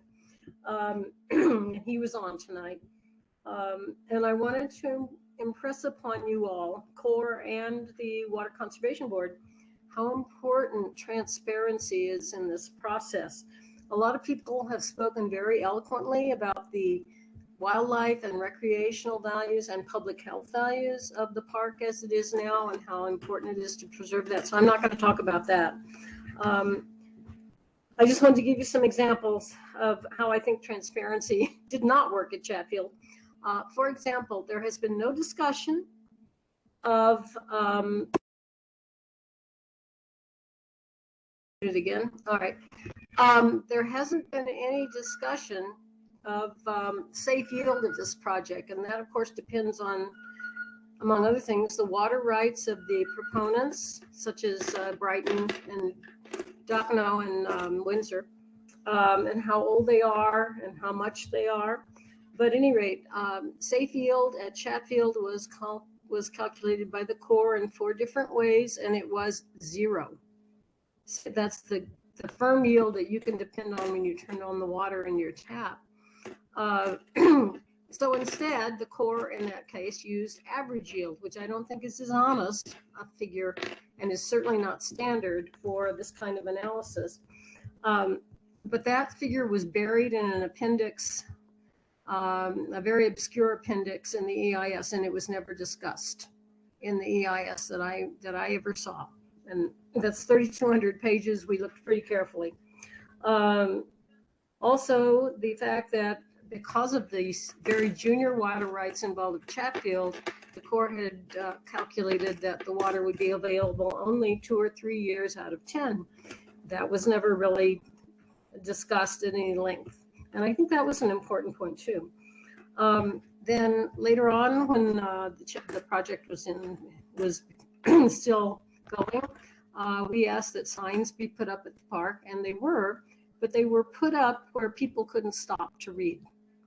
They were put up at intersections where people had to make turns. They couldn't stop and read the signs. Signs like that need to be at places where people can get out of their cars and really look at what's there. And then another problem was that the telephone number given on as the contact was wrong.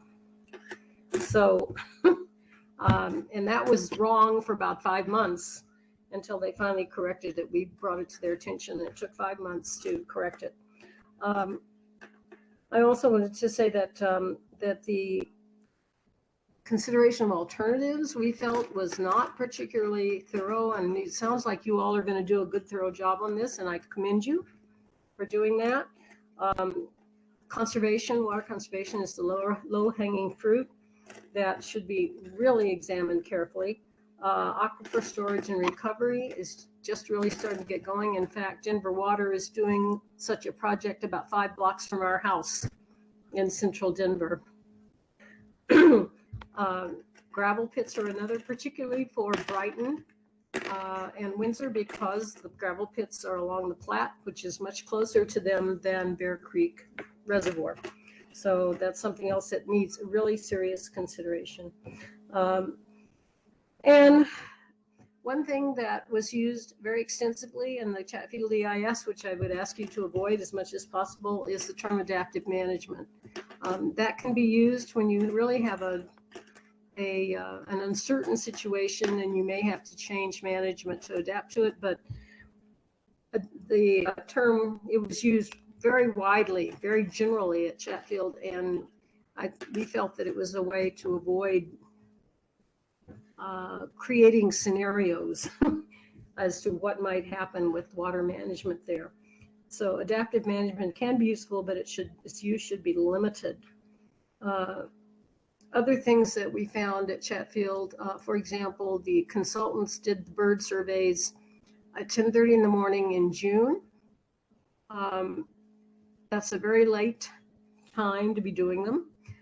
They should be done at about 7 o'clock in the morning, and they should be done in May and into early June. But there were a number of things like that. We pointed that out, but they were never corrected. So if you want the public to feel that they have a say in this, you really need to respond to what they are pointing out, things like that, and discuss these important things like safe yield and the water rights situation right up front. Be real honest about it, because these are important. They will affect the project. So that's all I have to say for now. Thank you very much for this opportunity to speak. Thank you very much for your comment. I appreciate it. Pauline, this is Dr. Herzog. I would love you to read my dissertation link that I included, because it's all about adaptive co-management. The problem is, if you mitigate and you put a static mitigation plan in place and it does not mitigate the wetlands or some species you want to mitigate, if it's not adaptive management, they don't have to do anything more. Adaptive management means if you thought you were going to have a certain level of problems that you're going to have to contend with, if it's more problematic than you thought, you're not off the hook. You have to keep working at it until everything is mitigated. So that's what they mean by adaptive co-management. You have to continually meet what you said you were going to meet, even if climate change and other things prove that something's changing, because climate change is going to make such strong extremes. We're going to have much higher floods, much longer periods of drought with much higher temperatures. We don't know what that's going to do to the reservoir.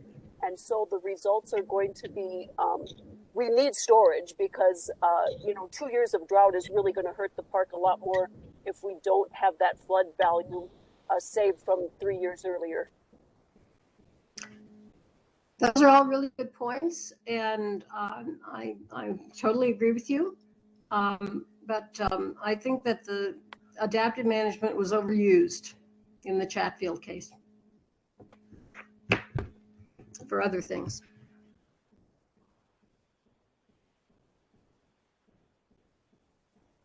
Okay, well, thank you for those comments. I see Eric put in the chat that Pauline, that you were the last person that he had listed who had asked to be recognized to speak. Is there anyone else who's still in the meeting who would like a chance to make a comment now?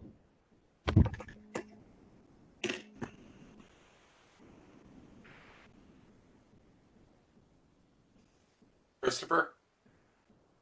Yes. I just want to thank you for your patience, your time. We're over an hour and 10 minutes after the end of the meeting. Your professionalism is not unnoticed. Thank you. And Eric and all of your staff, thank you. Well, great. Thanks for that comment. I appreciate it. I think if we're done with comments from folks who are on the call now, I just wanted to reiterate that this is this public scoping meeting is the beginning of our public comment. We don't have a set deadline by which comments have to be received. I would encourage everyone who wants to make additional written comments to make those as soon as you reasonably can, just so we get them sooner rather than later and can begin considering them. But the comment period does not close, and we'll talk more with Eric and CWCB about how we might be able to have some more public involvement opportunities throughout the study, if for no other reason than to keep people apprised of what's going on before we get to the final report. And I think as one of the commenters stated earlier, kind of getting hit with all that information at once instead of having a chance to consider it over the course of the study. So we will work on that. And as I said, we will be saving the chat and then the transcript of this meeting from recording it, and we'll figure out. It's a little bit of a new thing. You know, sometimes at a public meeting we'll have a court reporter who kind of types up a transcript. Now that we've got this recorded, we'll figure out how we can incorporate that into the record and make sure everyone's comments are not lost here.